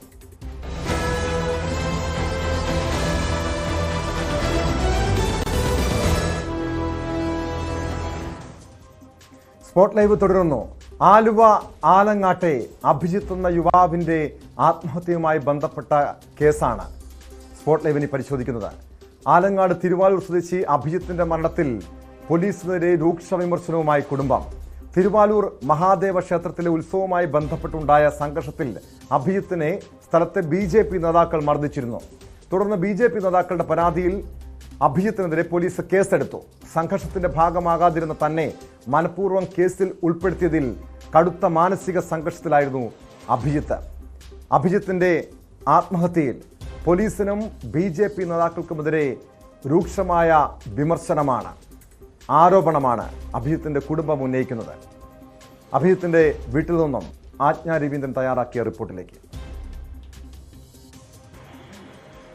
ഇക്കഴിഞ്ഞ 11-ാം തീയതിയാണ് ആലുവ ആലങ്ങാട് തിരുവാലൂർ മഹാദേവ ക്ഷേത്രത്തിന്റെ ഉത്സവവുമായി ബന്ധപ്പെട്ട് ഒരു സംഘർഷമുണ്ടാകുന്നത്. ഉത്സവവുമായി ബന്ധപ്പെട്ട് കുട്ടികളെല്ലാവരും അതുമായി ബന്ധപ്പെട്ടുള്ള പരിപാടികളുമായി ബന്ധപ്പെട്ട് ഡാൻസ് കളിക്കുകയും ബഹളം വയ്ക്കുകയും ചെയ്യുന്നു. സ്ഥലത്തെ ചില പ്രധാനികൾ, മുൻ മെമ്പർ ഉൾപ്പെടെയുള്ള പ്രധാനികൾ അവരെ തടയുന്നു. ഈ കുട്ടി, അഭിജിത്ത് എന്ന ഈ കുട്ടി അവിടെ അല്പം മാറി നിന്ന് പരിപാടി കാണുകയായിരുന്നു. അദ്ദേഹത്തോട് വീട്ടിൽ പോടാ എന്ന് ആക്രോശിച്ചുകൊണ്ട് മെമ്പർ അദ്ദേഹത്തോട് തർക്കിക്കുകയും തുടർന്ന് ഈ അഭിജിത്തുമായി തർക്കമുണ്ടാവുകയും തുടർന്ന് അവിടുത്തെ BJP പ്രവർത്തകർ ഉൾപ്പെടെയുള്ള ആളുകൾ അഭിജിത്തിനെ വളഞ്ഞിട്ട് മർദ്ദിക്കുകയും ചെയ്തു. അഭിജിത്തിന്റെ അമ്മ നമ്മോടൊപ്പമുണ്ട്. നമുക്ക് അമ്മയോട് തന്നെ കൂടുതൽ നേരിട്ട് ചോദിക്കാം. എന്താണ് അമ്മ സംഭവിച്ചത്? 11-ാം തീയതി രാത്രി ഇവൻ സിനിമ കാണാൻ വേണ്ടിയാണ് ഇവിടുന്ന് പോയത്. സെക്കൻഡ് ഷോ കാണാനായിട്ട് ആവേശം എന്ന് പറയുന്ന സിനിമ കാണാൻ വേണ്ടി പോയി. അവന് ടിക്കറ്റ് കിട്ടാതിഞ്ഞുകൊണ്ട് തിരിച്ചു വന്ന് അമ്പലത്തിലെ പരിപാടി കണ്ടുകൊണ്ടിരുന്ന് അമ്പലത്തിലെ പരിപാടി തീർന്നു കഴിഞ്ഞപ്പോൾ പോരാനായിട്ട് വണ്ടി എടുത്ത് പോരാനായിട്ട് പോന്നപ്പോൾ മുൻ മെമ്പർ സുരേഷ് ഇവനോട് വീട്ടിൽ പോടാന്ന് പറഞ്ഞു. അപ്പോൾ അവൻ ആദ്യമൊന്നും പ്രതീക്ഷിച്ചില്ല. പിന്നെയും പറഞ്ഞു കഴിഞ്ഞപ്പോൾ എനിക്കറിയാം എൻ്റെ വീട്ടിൽ പോകാൻ, ചേട്ടൻ ആദ്യം വീട്ടിൽ പോകുന്നു പറഞ്ഞു. അത് അവർക്ക് ഇഷ്ടപ്പെട്ടില്ല. മുൻ മെമ്പർ വിളിച്ചു പറഞ്ഞു ഇവനെ തല്ലടാന്ന് പറഞ്ഞ് വിളിച്ചു പറഞ്ഞു. അപ്പം 5-8 പേര് കൂടി ഓടി വന്ന് ഇവനെ വളഞ്ഞിട്ട് ആക്രമിച്ച് കാലുമേക്കെ കമ്പി ഒടിക്കടിച്ച് പുറത്ത് താക്കോലിനൂത്തി ആ പാടൊക്കെ പുറമൊക്കെ ഇടിച്ച് നല്ല ഇതായിട്ട് കരിനീലം പോലെ കിടക്കിയിരുന്നു അവന്റെ പുറമൊക്കെ. ഇവൻ വണ്ടിയുമ്പോൾ തന്നെ ഇരിക്കരുന്നു എന്ന് പറഞ്ഞു. അവൻ താഴത്തോട്ട് ഇറങ്ങി ഒന്നും ചെയ്തിട്ടുണ്ടായില്ല. വണ്ടിയുമ്പോൾ ഇരിക്കുമ്പോഴത്തേനും ഇവനെ കണ്ടു കഴിഞ്ഞപ്പോൾ തന്നെ ഇവർ പോലീസ് സ്റ്റേഷനിലോട്ട് വിളിച്ചു പറഞ്ഞു ഇവൻ പ്രശ്നം ഉണ്ടാക്കാൻ വന്നേക്കാണ്. അപ്പം തന്നെ പോലീസുകാർ വന്ന് ഇവനെ സ്റ്റേഷനിലോട്ട് കൊണ്ടുപോയി. അപ്പൊ ഇവനെ പിടിക്കാൻ വന്നപ്പോ ഒരു പയ്യൻ, ഇവിടെ അടുത്തുള്ള ഒരു പയ്യൻ ചെന്നുകൊണ്ട് പറഞ്ഞു സാർ എന്തിനാ അവനെ കൊണ്ടുപോകണത്, അവനൊരു പാവം പയ്യൻ, അവൻ ഇതിനൊന്നിലും ഇല്ലാത്തവനാണെന്ന് പറഞ്ഞു. നിന്റെ ആരാടാ അവൻ എന്ന് ചോദിച്ചു. നിന്നെയും കൊണ്ടുപോകണം സ്റ്റേഷനിലെന്ന് ചോദിച്ചുകൊണ്ട് അവന്റെ താക്കോല് ഉരിയെന്ന് പറഞ്ഞു വണ്ടിയിൽ നിന്ന്. അത് കഴിഞ്ഞിട്ട് ഒരു സ്ത്രീ, വയസ്സായ ഒരു ചേച്ചിയായിരുന്നു പറഞ്ഞു. ആ ചേച്ചി അമ്പലത്തിലോട്ട് പോകണം. ആ ചേച്ചി ആ പയ്യനൊരു പാവമാണ്, അവനൊന്നും ചെയ്യല്ലേ, അവനൊരു പ്രശ്നത്തിനും ഇല്ലാത്തവനാണെന്ന് പറഞ്ഞു കഴിഞ്ഞപ്പോൾ അമ്മയുടെ വല്ലവരുമാണ് ഇവൻ ചോദിച്ചു. അപ്പം അല്ലാന്ന് പറഞ്ഞ് എന്നാൽ അമ്മയുടെ കാര്യം നോക്കി പോകാൻ പറഞ്ഞു. അമ്മേനും കുറഞ്ഞു വിട്ടുന്നു. ഇവനെ പിടിച്ചുകൊണ്ടുപോയി. ഞാൻ ഓടിച്ചെന്നപ്പോൾ അവൻ എന്നോട് പറഞ്ഞു അമ്മേ ഈ പോലീസുകാരനെ എന്നെ തല്ലി അമ്മയെന്ന്. അധികം ഉപദ്രവിച്ചോന്നൊന്നും എനിക്കറിയില്ല. തല്ലിയിട്ടുണ്ടാ പോലീസുകാരനല്ലാണ്ട് എൻ്റെ മോൻ എന്നോട് ആ നേരത്തെ അവിടെ പോലീസുകാരുടെ മുമ്പിൽ വെച്ച് നോണ പറയില്ലല്ലോ, പോലീസ് സ്റ്റേഷനിൽ വെച്ച് തല്ലി അമ്മയെന്ന് പറഞ്ഞു. അത് കഴിഞ്ഞ് ഞാൻ അവിടെ ഇരുന്ന് കഴിഞ്ഞ് കുറെ കഴിഞ്ഞ് കഴിഞ്ഞപ്പോൾ ഇയാൾ പറഞ്ഞ്, പോലീസുകാരൻ പറഞ്ഞ് അവനെ ഇന്ന് വിടാൻ പറ്റൂല, അവന്റെ വണ്ടിയും തരാൻ പറ്റൂല, അവനിവിടെ കരുതൽ തടങ്കലിൽ ഇന്ന് ഇരുത്തണമെന്നാ പറയണത്, അല്ലെങ്കിൽ അവൻ ഇന്ന് അമ്പലത്തിൽ ഉത്സവമാണ്, അവനെ വിട്ടു കഴിഞ്ഞാൽ അവനെ ഇനി അമ്പലത്തിൽ ചെന്ന് പ്രശ്നം ഉണ്ടാക്കുമെന്ന് പറഞ്ഞു. ഈ പോലീസിന്റെ ഭാഗത്തുനിന്നും നീതി കിട്ടുന്ന തരത്തില് ഒരു തരത്തിലുണ്ടായിരുന്നില്ല. അതാ ഞാൻ പറഞ്ഞത്. ഈ മുൻ SI ആയിരുന്ന ആള് അവിടെ നേരത്തെ അവരുടെ സ്വാധീനം ഉപയോഗിച്ച് അവർ കേസ് ഇതാക്കി. മാനസിക സമ്മർദ്ദത്തിലായിരുന്നു കുറച്ചു ദിവസമായിട്ട് അഭിജിത്ത്. നിങ്ങളോട് ആരെങ്കിലും, നിങ്ങളൊക്കെ അടുത്ത ബന്ധുക്കളും സുഹൃത്തുക്കളും ഒക്കെ ആണല്ലോ, അപ്പൊ നിങ്ങളോട് ആരെങ്കിലും എന്തെങ്കിലും പറഞ്ഞിട്ടുണ്ടായിരുന്നില്ല? അവന്റെ ചേച്ചീനോട് വിളിച്ച എല്ലാ കാര്യങ്ങളും പറഞ്ഞിട്ടുണ്ടായിരുന്നു, ഞങ്ങളോടൊന്നും പറഞ്ഞിട്ടില്ലായിരുന്നില്ല. അവനിപ്പോ അല്ലെങ്കിൽ ഞങ്ങളുടെ വീട്ടിലേക്ക് വരാറുണ്ടായിരുന്ന അവനാണ്. പിന്നെ ഇപ്പോ പഠിക്കാൻ പോക്കും പിന്നെ വണ്ടി ഓടിക്കാൻ പോകണ്ടായിരുന്നു, ഒരു കമ്പനിയിൽ പാർട്ട് ടൈമിനും ഉണ്ടായിരുന്നു. അപ്പൊ അത് കഴിഞ്ഞിട്ട് വീട്ടിലേക്കൊന്നും വരാനായിട്ട് സമയമൊന്നും ഉണ്ടായിരുന്നില്ല. പുറത്തേക്ക് പോകാനുള്ള ഒരു ലക്ഷ്യത്തോടു കൂടി തന്നെ അവൻ പഠിക്കാനും പോയി ആണ് നടക്കുമായിരുന്നു. നിങ്ങളോട് ആരോടും ഈ ഒരു തരത്തിലുള്ള ഒരു കമ്മ്യൂണിക്കേഷൻ നടത്തിയിട്ടില്ല? ഞങ്ങളോട് പറഞ്ഞിട്ടില്ല. അവന്റെ ചേച്ചീനെ വിളിച്ചിട്ട് അന്ന് തലേ ദിവസം അവൻ മരിക്കണേന്റെ അന്ന് രാത്രി അനുമോളെ വിളിച്ചിട്ട് അവൻ പറഞ്ഞായിരുന്നു അവന് ഒട്ടും പറ്റണില്ല, അവനെ മാനസികമായിട്ട് ഒരു ഭയങ്കരമായിട്ട് ഉപദ്രവിക്കുകയാണ്, അവനെ ജീവിക്കാൻ സമ്മതിക്കില്ല എന്നാണ് അവൻ പറഞ്ഞത്. പോലീസിന്റെ ഭാഗത്തുനിന്ന് അത്രയും ഒരു മോശമായ ഇടപെടലുണ്ടായിട്ടാണ് ജനങ്ങൾ ഒരുപാട് കൈകാര്യം ചെയ്തവനെ. ഇവൻ ചെയ്തു കൊടുത്തോളം നമുക്ക് പിറ്റേ ദിവസം തന്നെ അറിഞ്ഞു, എല്ലാവരും കൂടി ചവിട്ടി കൂട്ടിക്കളഞ്ഞവനെ. അത് കഴിഞ്ഞിട്ട് കൊച്ചു പറഞ്ഞെന്ന് പറഞ്ഞ് ഞാൻ അവരുടെ തല്ലും കൊണ്ട് തിരിച്ച് എനിക്ക് അവരൊരു പ്രതികരണം പോലീസുകാരെയും ഒന്നും കിട്ടിയില്ല എന്നുള്ളതാണ്. അഭിജിത്ത് പൊതുവെ എങ്ങനെയായിരുന്നു? എല്ലാവരുമായിട്ടും കൂട്ടുകൂടി നടക്കുന്ന ഒരു ക്യാരക്ടറൊക്കെ ആയിരുന്നു. നല്ല കുട്ടിയായിരുന്നല്ലോ. 20 വയസ്സായ ഒരു കുട്ടി എന്ന് പറയുമ്പോൾ സ്വാഭാവികമായിട്ടും എല്ലാവരുമായിട്ടൊക്കെ നന്നായിട്ട് പോകുന്നൊരു കുട്ടിയായിരുന്നു. വളരെ വിഷമമുണ്ട്, കാരണം ഒരു കുടുംബത്തിൻ്റെ ഭാവി ഇതാണല്ലോ, അത് അങ്ങനെ ഉണ്ടാവാൻ പാടില്ലായിരുന്നു. പയ്യൻ അങ്ങനത്തെ ഒരു പയ്യനല്ല. സാഹചര്യം ഇപ്പോഴത്തെ ഭരണത്തിന്റെ BJPയുടെ ഭരണത്തിന്റെ അതിനകത്തുനിന്ന് സാഹചര്യമാണ് ഇതിനെ ഈ നിലയിലേക്ക് ആക്കിയത്. ഇവിടെ മാമൻ ചെന്ന് ചോദിച്ച്, അവന്റെ അച്ഛൻ ചെന്ന് ചോദിച്ച് എന്തിനാ എന്റെ മോനെ തല്ലിയെന്നുള്ള കാര്യം ചോദിച്ച്. അപ്പൊ കിരൺ എടുത്ത വഴിക്ക് മാമന്റെ അടുത്ത് പറയണ്ടായി, ഞങ്ങളുടെ നേതാവ് പറഞ്ഞിട്ടാണ് ഞങ്ങൾ തല്ലിയത്, ഇനി വേഷം കിട്ടിയാൽ ഇനിയും തല്ലും എന്നുള്ള രീതിയിൽ. ഇപ്പൊ അവൻ പറഞ്ഞുകൊണ്ട് കിടക്കുക എന്താണെന്ന് വെച്ചാൽ ഞാൻ ഒന്നിലും ഉണ്ടായിട്ടില്ല, ഞാൻ അവനെ തല്ലിയിട്ടില്ല എന്നാണ് ഇപ്പൊ അവൻ എല്ലായിടത്തും പറഞ്ഞു നടക്കുന്നത്. പിന്നെ അങ്ങനെ തല്ലിയിട്ടില്ലാത്ത ഒരാള് ഇങ്ങനെ ചെന്ന് ചോദിക്കുമ്പോൾ ഇങ്ങനെ പറയേണ്ട ആവശ്യമില്ലല്ലോ, ഇനി വേഷം കിട്ടിയാൽ ഇനിയും തല്ലുന്നു. അപ്പൊ തല്ലിയിട്ടാണല്ലോ ഇനിയും തല്ലു എന്ന് പറയുന്നത്. 20 വയസ്സുള്ള ഒരു ചെറുപ്പക്കാരൻ, നാട്ടിൽ അത്യാവശ്യം അഭിമാനത്തോടുകൂടി ജീവിച്ചു വരുന്ന ഒരു ചെറുപ്പക്കാരൻ, ഒരു കുടുംബത്തിലെ ചെറുപ്പക്കാരൻ, പോലീസ് തന്നോട് നീതികേട് കാണിച്ചു, താൻ കുറ്റവാളിയല്ലാത്തതിൽ പോലും പോലീസ് തന്നോട് നീതികേട് കാണിച്ചു എന്നുള്ള മാനസിക സമ്മർദ്ദത്തിലാണ് ജീവൻ ഒടുക്കിയിരിക്കുന്നുള്ള ആരോപണം കടുക്കുകയാണ്. ഇവിടെ അധികാരത്തിന്റെ ഹുങ്കും ധാർഷ്ട്യവും പോലീസിനെ സ്വാധീനിക്കാനുള്ള ഇവിടുത്തെ പ്രധാനികളുടെ അധികാര ദുർവിനിയോഗവുമാണ് ഇങ്ങനെ ഒരു ജീവൻ പൊലിയാനുണ്ടായ സാഹചര്യമെന്നാണ് മനസ്സിലാക്കാൻ കഴിയുന്നത്. ക്യാമറമാൻ NR മനോജിനൊപ്പം ആജ്ഞ രവീന്ദ്രൻ, ന്യൂസ് 18 കൊച്ചി. ആജ്ഞ രവീന്ദ്രൻ ചേരുന്നു ഈ വാർത്തയുടെ വിശദാംശങ്ങളുമായി. ആജ്ഞ, ഈ കുടുംബത്തിന്റെ പ്രതീക്ഷയായിരുന്നു അഭിജിത്ത് എന്ന ചെറുപ്പക്കാരൻ. ഈ അഭിജിത്ത് ജീവനൊടുക്കിയതിന്റെ വലിയ വിഷമം അവരുടെയൊക്കെ വാക്കുകളിലുണ്ട്. ആ കുടുംബത്തിൽ ഇപ്പോഴും അതിന്റെ ദുഃഖം തളം കെട്ടി കിടക്കുന്നുണ്ട്. നിരവധി രാഷ്ട്രീയ നേതാക്കൾ ഇവർക്ക് പിന്തുണയുമായി എത്തുമ്പോഴും മറുവശത്ത് പോലീസ് ഒരു കള്ളക്കേസിൽ കുടുക്കാൻ ശ്രമിച്ചതിൻ്റെ മനോവിഷമത്തിൽ ജീവനൊടുക്കേണ്ടി വന്ന യുവാവ്. എന്താണ് ഈ കേസുമായി ബന്ധപ്പെട്ട് ഈ കുടുംബം പറയുന്നത്? നിലവിൽ ഈ കുറ്റക്കാരായവരെ അവരെ നിയമത്തിന് മുന്നിൽ കൊണ്ടുവരണമെന്ന ആവശ്യം ഉന്നയിക്കുന്നുണ്ടോ? ആരൊക്കെയാണ് ഇവർ പ്രതിക്കൂട്ടിൽ നിർത്തുന്നത്? ആർക്ക് ഈ കേസുമായി ബന്ധപ്പെട്ട്, അഭിജിത്തിന്റെ ആത്മഹത്യയുമായി ബന്ധപ്പെട്ട് പോലീസിന്റെ ഭാഗത്ത് നിന്ന് എന്തെങ്കിലും നടപടി ഇതുവരെ ഉണ്ടായിട്ടുണ്ടോ ആജ്ഞ?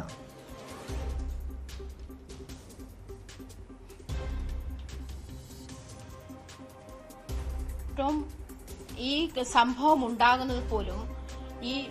ഉണ്ടാകുന്നത് തിരുവാലൂർ മഹാദേവ ക്ഷേത്രത്തിന്റെ ഉത്സവത്തിനോടനുബന്ധിച്ചിട്ടുള്ള പരിപാടികളുമായി ബന്ധപ്പെട്ട് രാത്രിയിൽ ചെറുപ്പക്കാരെല്ലാവരും കൂടി ഡാൻസ് ചെയ്യുന്നു. അത് അലങ്കോലമാക്കാൻ വന്നതാണ് എന്ന ആരോപണത്തോടെ സ്ഥലത്തെ മുൻ മെമ്പറായിരുന്ന സുരേഷും, അദ്ദേഹം BJP പ്രവർത്തകനാണ്, അദ്ദേഹവും സംഘവുമാണ് അവിടെ എത്തി ഈ കുട്ടികളെ നിയന്ത്രിക്കാൻ ശ്രമിച്ചത്. അതിനിടയിലാണ് അവിടെ മാറുന്ന പരിപാടി കാണുന്ന അഭിജിത്തിനെ ഇദ്ദേഹം ശ്രദ്ധിച്ചത്. അദ്ദേഹം പെട്ടെന്ന് ആക്രോശിച്ചുകൊണ്ടാണ് വീട്ടിൽ പോടാ എന്നുള്ള മട്ടിൽ ഇവനോട് പറയുകയും ചെയ്തിരുന്നത്. എന്നാൽ പറഞ്ഞ മോഡുലേഷൻ ഇവൻ ഭയങ്കര കുറ്റവാളിയാണ്, അല്ലെങ്കിൽ ഇവൻ സംഘർഷം ഉണ്ടാക്കാൻ നിൽക്കുന്നു എന്ന തരത്തിലാണെന്നാണ് സാക്ഷികളൊക്കെ ആയ നാട്ടുകാരൊക്കെ നമ്മളോട് പറഞ്ഞത്. ആ ഒരു സാഹചര്യത്തിൽ ഇവൻ തിരിച്ചു പറയുന്നു, എനിക്ക് എന്റെ വീട്ടിൽ പോകാൻ അറിയാം, ചേട്ടന്റെ വീട്ടിൽ പോ എന്നിവൻ മറുത്ത് പറഞ്ഞത് പുള്ളിക്ക് ഇഷ്ടപ്പെട്ടില്ല. ആ ഇഷ്ടപ്പെടായകയിൽ നിന്നും അല്ലെങ്കിൽ അദ്ദേഹത്തിനുണ്ടായ ഈഗോ വർക്കൗട്ട് ആയതാണ് എന്നാണ് സാക്ഷികൾ ബോധ്യപ്പെടുത്തുന്നത്. ആ ഒരു തരത്തിൽ ഇവനെ തല്ലട എന്ന് ചുറ്റുവട്ടത്തുള്ള ആളുകളോട് ഇദ്ദേഹം ഉച്ചത്തിൽ വിളിച്ചു പോകുന്നു. ആളുകാരൊക്കെ കൂടി അഭിജിത്തിനെ തലങ്കും വിലങ്ങും തല്ലുന്നു. ഈ ഒരു സാഹചര്യത്തിലാണ് അഭിജിത്ത് എന്ന ചെറുപ്പക്കാരൻ, അതും പ്രത്യേകിച്ചും ഈ ഉത്സവത്തിന്റെ ഭാഗമായിരുന്ന അല്ലെങ്കിൽ കലാപരിപാടികൾ ആസ്വദിച്ചു നിന്ന ഒരു ചെറുപ്പക്കാരനാണ്, ഈ സംഘർഷത്തിലൊന്നും ഒരു പങ്കുമില്ലാത്ത ഒരു ചെറുപ്പക്കാരനാണ് തല്ലുകൊണ്ടതും. അതേ തുടർന്ന് ഏവിയേഷൻ കോഴ്സിന് പഠിച്ചുകൊണ്ടിരിക്കുന്ന അഭിജിത്ത് അടുത്ത 6 മാസത്തിനുള്ളിൽ വിദേശത്തേക്ക് പോകാനുള്ള തയ്യാറെടുപ്പിലായിരുന്നു. പാസ്പോർട്ടും മറ്റു നൂലാമാലകളും ഒക്കെ കടക്കേണ്ട സാഹചര്യം അഭിജിത്തിന് മുന്നുണ്ട്. ഈ ഒരു സാഹചര്യത്തിൽ വീട്ടുകാരൊക്കെ ചേർന്ന് അഭിജിത്തിനോട് പറയുന്നു, നീ കേസിന് പോകണ്ട, കേസിന് പോയാലുള്ള പ്രശ്നം ഇങ്ങനെയാണ് എന്ന് പറഞ്ഞ് ഇവിടുത്തെ ഒരു സ്വകാര്യ ആശുപത്രിയിലാണ് ആദ്യം അഭിജിത്ത് പോകുന്നത്. അതിനുശേഷം അത് കേസ് എടുക്കണമെന്നുള്ള ഇതിലേക്ക്, കേസ് കൊടുക്കണമെന്നുള്ള ഒരു താല്പര്യത്തിലേക്ക് താലൂക്ക് ആശുപത്രിയിലേക്ക് പോകുന്നു. അവിടെ നിന്നും തലയ്ക്ക് പൊട്ടലേറ്റിട്ടുണ്ട്. അതുകൊണ്ട് കളമശ്ശേരി മെഡിക്കൽ കോളേജിലേക്ക് കൊണ്ടുപോകാൻ പറയുന്നു. ഈ ഒരു സാഹചര്യത്തിൽ പോലും വീട്ടുകാർ അങ്ങേയറ്റം സംയമനം പാലിച്ച് അഭിജിത്തിനെ കേസ് കൊടുക്കുന്നതിൽ നിന്നും പിന്തിരിപ്പിച്ചു എന്ന് വേണം പറയാൻ. ഇത് കഴിഞ്ഞ് 11-ാം തീയതി, കഴിഞ്ഞ മാസം 11-ാം തീയതിയാണ് ഈ ക്ഷേത്രത്തിൽ ആയി ബന്ധപ്പെട്ട് ഈ സംഭവം നടക്കുന്നത്. അത് കഴിഞ്ഞ് 2 ദിവസം കൂടി കഴിഞ്ഞപ്പോൾ ഒരു ഉച്ച സമയത്ത് അഭിജിത്ത് ക്ഷേത്രത്തിന്റെ പരിസരത്തെത്തി അവിടെ ബൈക്കിൽ തന്നെ നിൽക്കുകയാണ്. അപ്പോൾ ഇവര് വീണ്ടും ഫോൺ ചെയ്ത് പോലീസിനെ വരുത്തുന്നു. ഇദ്ദേഹം അഭിജിത്ത് സംഘർഷം ഉണ്ടാക്കാൻ വേണ്ടി വന്നിരിക്കുകയാണ്, അതുകൊണ്ട് പോലീസിനെ അറിയിക്കുന്നു. പോലീസ് വന്ന നേരെ അഭിജിത്തിനെ വണ്ടി അടക്കം പോലീസ് സ്റ്റേഷനിലേക്ക് കൊണ്ടുപോകുന്നു. കരുതൽ തടങ്കലിൽ വെക്കാനാണ് അഭിജിത്തിനെ കൊണ്ടുപോയത്. അമ്പലത്തിൽ സംഘർഷം ഉണ്ടാക്കാൻ അഭിജിത്ത് തയ്യാറെടുപ്പ് നടത്തുന്നു എന്നൊരു മെസ്സേജ് കിട്ടി, അതുകൊണ്ടാണ് പോലീസ് ഇങ്ങനെ ചെയ്തത് എന്നുള്ള തരത്തിലാണ് പോലീസിന്റെ ഭാഗത്തുനിന്നുണ്ടായ ന്യായീകരണം. അതേസമയം ബിജെപി നേതാക്കൾ അല്ലെ പ്രാദേശിക ബിജെപി പ്രവർത്തകരായിട്ടുള്ള രാഹുൽ, കിരൺ തുടങ്ങിയ ആളുകളൊക്കെ ഇവനെ മർദ്ദിച്ചു, അഭിജിത്തിനെ മർദ്ദിച്ചു എന്ന് വീട്ടുകാരോട് പറയുകയുണ്ടായി. വീട്ടുകാർ ഈ പറയുന്ന മുൻ മെമ്പർ സുരേഷിന്റെ നേതൃത്വത്തിലാണ് ഈ മർദ്ദന മുറകളൊക്കെ അഴിച്ചുവിട്ടത് എന്ന് പറയുന്നു. സുരേഷിന്റെ സുഹൃത്തുക്കളായ പോലീസുകാരാണ് ഈ കേസ് അട്ടിമറിക്കാൻ ഇതിനൊപ്പം നിൽക്കുന്നത് എന്നാണ് വീട്ടുകാരുടെ ആരോപണം. പലതവണ ഇവർ പോലീസ് സ്റ്റേഷനിൽ പോയി. ഒരു ദിവസം മുഴുവൻ അഭിജിത്തിനെ പോലീസ് സ്റ്റേഷനിൽ ഇരുത്തുന്നു. തുടർന്ന് അഭിജിത്ത് കേസ് കൊടുക്കാതെ പിന്മാറിയതാണ്. അതേസമയം പിറ്റേ ദിവസം അഭിജിത്തിനെ മർദ്ദിച്ചവർ തന്നെ അഭിജിത്തിനെതിരെ കേസ് കൊടുത്ത് കേസിൽ കുടുക്കി. അപ്പൊ അഭിജിത്തിനെ സംബന്ധിച്ചിട്ട് അവന്റെ ഭാവി ആകെ തകർന്നുപോയ ഒരു അവസ്ഥയിലേക്ക്, പാസ്പോർട്ട് ഉണ്ടാകില്ല, അല്ലെങ്കിൽ തന്റെ വിദേശയാത്ര നടക്കില്ല, തനിക്ക് ഭാവി ഉണ്ടാകില്ല, തന്റെ കരിയർ നശിച്ചു തുടങ്ങിയ മാനസിക വിവിധ സംഘർഷങ്ങളിലേക്ക് അഭിജിത്ത് പോകേണ്ടായത്. അഭിജിത്തിന്റെ സിസ്റ്റർ അനുമോള് നമ്മളോട് വീഡിയോ കോളിൽ സംസാരിച്ചിരുന്നു. അനുമോൾ പറഞ്ഞ വിവരങ്ങൾ അനുസരിച്ച് അനുമോളോട് ഈ കാര്യങ്ങളൊക്കെ അഭിജിത്ത് കരഞ്ഞു പറയുന്നു. അവരെല്ലാവരും കൂടി എന്നെ ഒരുപാട് തല്ലി, അത് ഇങ്ങനെ കേസിൽപ്പെടുത്തി, എന്റെ ഭാവി പോയി. ഇതായിരുന്നു അഭിജിത്തിന്റെ ഏറ്റവും കൂടുതൽ ആ ദിവസങ്ങളിലൊക്കെ അഭിജിത്തിൽ കണ്ട ആങ്സൈറ്റി മുഴുവൻ ഈ കാര്യമായിരുന്നു. അഭിജിത്തിന്റെ ഭാവി തകർന്നുപോയി, അല്ലെങ്കിൽ ഭാവി താൻ ചെയ്യാത്ത കുറ്റത്തിന് തന്നെ പ്രതിയാക്കി, അതല്ലെങ്കിൽ താൻ കേസ് കൊടുക്കേണ്ടിയിരുന്നിടത്ത് തനിക്കെതിരെ കേസ് കൊടുത്ത് വാദിയെ പ്രതിയാക്കിയുള്ള നടപടിയാണ് പോലീസിന്റെ ഭാഗത്തുനിന്നും ഉണ്ടായിരിക്കുന്നത്. ഈ ഒരു സാഹചര്യത്തിൽ 2 ദിവസത്തോളം അദ്ദേഹം മാനസിക സംഘർഷത്തിൽ തന്നെ ആയിരുന്നുവെന്നാണ് വീട്ടുകാർ ബോധ്യപ്പെടുത്തുന്നത്. അത് കഴിഞ്ഞ ശേഷം 16-ാം തീയതി വൈകുന്നേരമാണ് അഭിജിത്ത് ആത്മഹത്യ ചെയ്യുന്നത്. എന്നാൽ അഭിജിത്തിന്റെ ഈ ആത്മഹത്യയിലേക്ക് നയിച്ച സാഹചര്യം എന്ന് പറയുന്നത് പോലീസിന്റെ നിഷ്ക്രിയത്വമാണ്, അല്ലെങ്കിൽ പോലീസ് പക്ഷപാതപരമായി പെരുമാറി എന്നുള്ള ഒറ്റ കാരണം കൊണ്ട് മാത്രമാണ്. നിയമം കയ്യിലെടുക്കാൻ അല്ലെങ്കിൽ അധികാരം കയ്യിലുള്ളവൻ തീർച്ചയായും അത് തന്നെയാണ് ആജ്ഞ സൂചിപ്പിച്ചതുപോലെ ആ യുവാവിന്റെ പ്രതീക്ഷകളും സ്വപ്നങ്ങളും എല്ലാം തല്ലി തകർത്തത്, പോലീസ് കള്ളക്കേസിൽ കുടുക്കിയത്. ഈ ആത്മഹത്യക്ക് ശേഷം യുവാവ് അഭിജിത്ത് ജീവനൊടുക്കിയ സംഭവത്തിന് ശേഷം കുറ്റക്കാരായവർക്കെതിരെ എന്തെങ്കിലും നടപടി സ്വീകരിച്ചിട്ടുണ്ടോ? ആർക്കെതിരെയാണ് കുടുംബം ആരോപണം ഉന്നയിക്കുന്നത്? ഏതൊക്കെ പോലീസ് ഉദ്യോഗസ്ഥരാണ് അഭിജിത്തിനെ കള്ളക്കേസിൽ കുടുക്കാൻ കൂട്ടുനിന്നെന്നാണ് കുടുംബത്തിന്റെ ആരോപണം? ആജ്ഞ.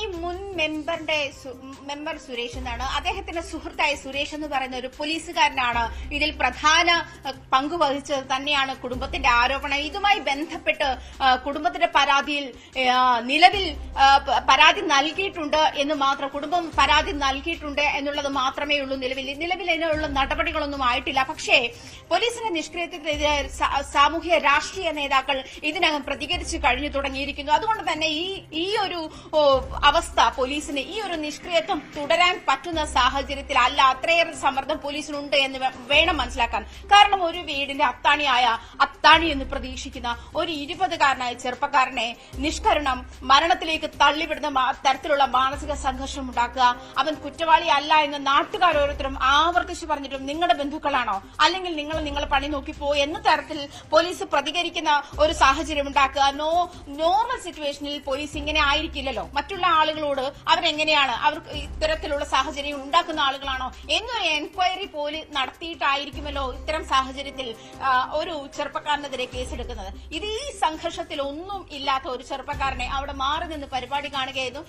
ഇദ്ദേഹം അഭിജിത്ത് എന്ന് പറയുന്ന ഈ ചെറുപ്പക്കാരൻ ഈ മുൻ മെമ്പറോട് തർക്കുത്തരം പറഞ്ഞു. അതിൽ നിന്നും ഉണ്ടാകുന്ന ഒരു വാക്ക് തർക്കത്തിൽ നിന്നുണ്ടാകുന്ന സംഘർഷമാണ് ഈ ഒരു ചെറുപ്പക്കാരന്റെ ജീവനെടുക്കാൻ തന്നെ ഉണ്ടായ ഒരു സാഹചര്യത്തിലേക്ക് നയിച്ചത് എന്ന് പറയുമ്പോൾ അക്കാര്യത്തിൽ പോലീസിന്റെ പങ്ക് വളരെ വലുതാണ് എന്ന് സൂചിപ്പിക്കുന്ന അല്ലെങ്കിൽ എന്ന് വ്യക്തമാക്കുന്ന തെളിവാണ് ഇപ്പോൾ നമ്മുടെ മുന്നിലുള്ള ഈ അഭിജിത്തിന്റെ മരണം എന്ന് വേണം പറയാൻ. ഈ ഒരു സാഹചര്യത്തിൽ ഇത് സംസ്ഥാനത്തുടനീളം പല കേസുകളിലും പോലീസ് ഇത്തരത്തിൽ പക്ഷപാതപരമായി ഏകപക്ഷീയമായി പെരുമാറുന്ന അല്ലെങ്കിൽ നടപടികൾ എടുക്കുന്ന ഒരു സാഹചര്യം, പോലീസിനെതിരെ അതിരൂക്ഷ വിമർശനം സംസ്ഥാനത്ത് അങ്ങോളം ഇങ്ങോളം നിരവധി കേസുകളുടെ ഈ അടുത്ത കാലത്തായി അടുത്ത ആഴ്ചകളിലായി നമ്മൾ കണ്ടുവരുന്ന നിരവധി കേസുകളിലെ പോലീസിന്റെ സമീപനം ഇതൊക്കെ വിലയിരുത്തുമ്പോൾ ഒരു നാട്ടിൻപുറത്തെ ഒരു പാവപ്പെട്ട കുടുംബത്തിലെ ഒരു 20 വയസ്സുള്ള അല്ലെങ്കിൽ ഈ സാമൂഹ്യ പ്രവർത്തനം അല്ലെ സാമൂഹ്യ രംഗത്തേക്ക് പോലും അതിനെപ്പറ്റി പോലും ചിന്തിക്കാൻ പ്രാപ്തിയില്ലാത്ത ഒരു ചെറിയ കുട്ടിയുടെ മേലെ ഇത്തരത്തിൽ പോലീസ് തങ്ങളുടേതായിട്ടുള്ള താല്പര്യങ്ങൾ അടിച്ചമർത്തുന്നു. ഒരു 20 വയസ്സുള്ള ഒരു ചെറുപ്പക്കാരന്റെ മേലെ അവന്റെ ഭാവിയും പ്രതീക്ഷകളും സ്വപ്നങ്ങളും ഒക്കെ തല്ലി തകർത്തുകൊണ്ട് അത്തരത്തിലുള്ള നിലപാടുകൾ അവനോട് സ്വീകരിക്കുന്നു. ഈ വീട്ടുകാർ ഈ മെമ്പറെ വിളിച്ച് കരഞ്ഞു പറഞ്ഞു എന്ന് പറയുന്നുണ്ട്. അഭിജിത്തിനെതിരെ കേസെടുക്കരുതേ, അവൻ അടുത്ത 6 മാസത്തിലേക്ക് വിദേശത്തേക്ക് പോകാനിരിക്കുകയാണ് എന്ന് പറഞ്ഞപ്പോൾ ഇദ്ദേഹം തിരിച്ചു പറഞ്ഞ മറുപടി ഇങ്ങനെയാണ്, ഇതോടെ തീരട്ടെ, അവന്റെ ഭാവി എല്ലാം തീരട്ടെ, അവന്റെ ഭാവി ഞാൻ തൊലയ്ക്കും. ആ തരത്തിലുള്ള മറുപടികളൊക്കെ ഒരു മെമ്പറുടെ ഭാഗത്ത്, പ്രതികരണം ഒക്കെ ഒരു മുൻ മെമ്പറുടെ ഭാഗത്തുനിന്നും പ്രത്യേകിച്ച് ഒരു രാഷ്ട്രീയ നേതാവിന്റെ ഭാഗത്തുനിന്നും ഉണ്ടാകുക, രാഷ്ട്രീയ നേതാവിന്റെ വാക്കുകൾ പിന്തുടർന്ന് കൊണ്ട് ഈ പറയുന്നത് പോലെ പോലീസുകാർ പ്രവർത്തിക്കുക, ഇത്തരത്തിൽ അങ്ങേയറ്റം നിരാശാജനകമായ ഒരു പെരുമാറ്റ രീതി നടപടിയുമാണ് പോലീസിന്റെ ഭാഗത്തുനിന്നും ഉണ്ടായിരിക്കുന്നതെന്ന് വ്യക്തമാണ്. ടോം, തീർച്ചയായും ആജ്ഞ രവീന്ദ്രൻ സൂചിപ്പിച്ചതുപോലെ അങ്ങേറ്റം പ്രതിഷേധാർഹമാണ്. അഭിജിത്തിന്റെ മരണത്തിന് ഉത്തരവാദികളായ പോലീസ് ഉദ്യോഗസ്ഥർക്കെതിരെ നിയമ നടപടി സ്വീകരിക്കണം. അവരുടെ സർവീസിൽ തുടരാൻ പോലും അനുവദിക്കുക. കാരണം ഒരു ചെറുപ്പക്കാരന്റെ ഭാവി തകർത്തുകൊണ്ട് കള്ളക്കേസിൽ കൊടുക്കാൻ ശ്രമിക്കുക എന്ന് പറയാതെ പോലീസിന്റെ അധികാര ദുർവിനിയോഗം തന്നെയാണ്. കുറ്റക്കാരായവരെ നിയമത്തിന് മുന്നിൽ കൊണ്ടുവരണം. സ്പോട്ട് ലൈവിലേക്ക് തിരികെ എത്താം ഇടവേള കഴിഞ്ഞ്.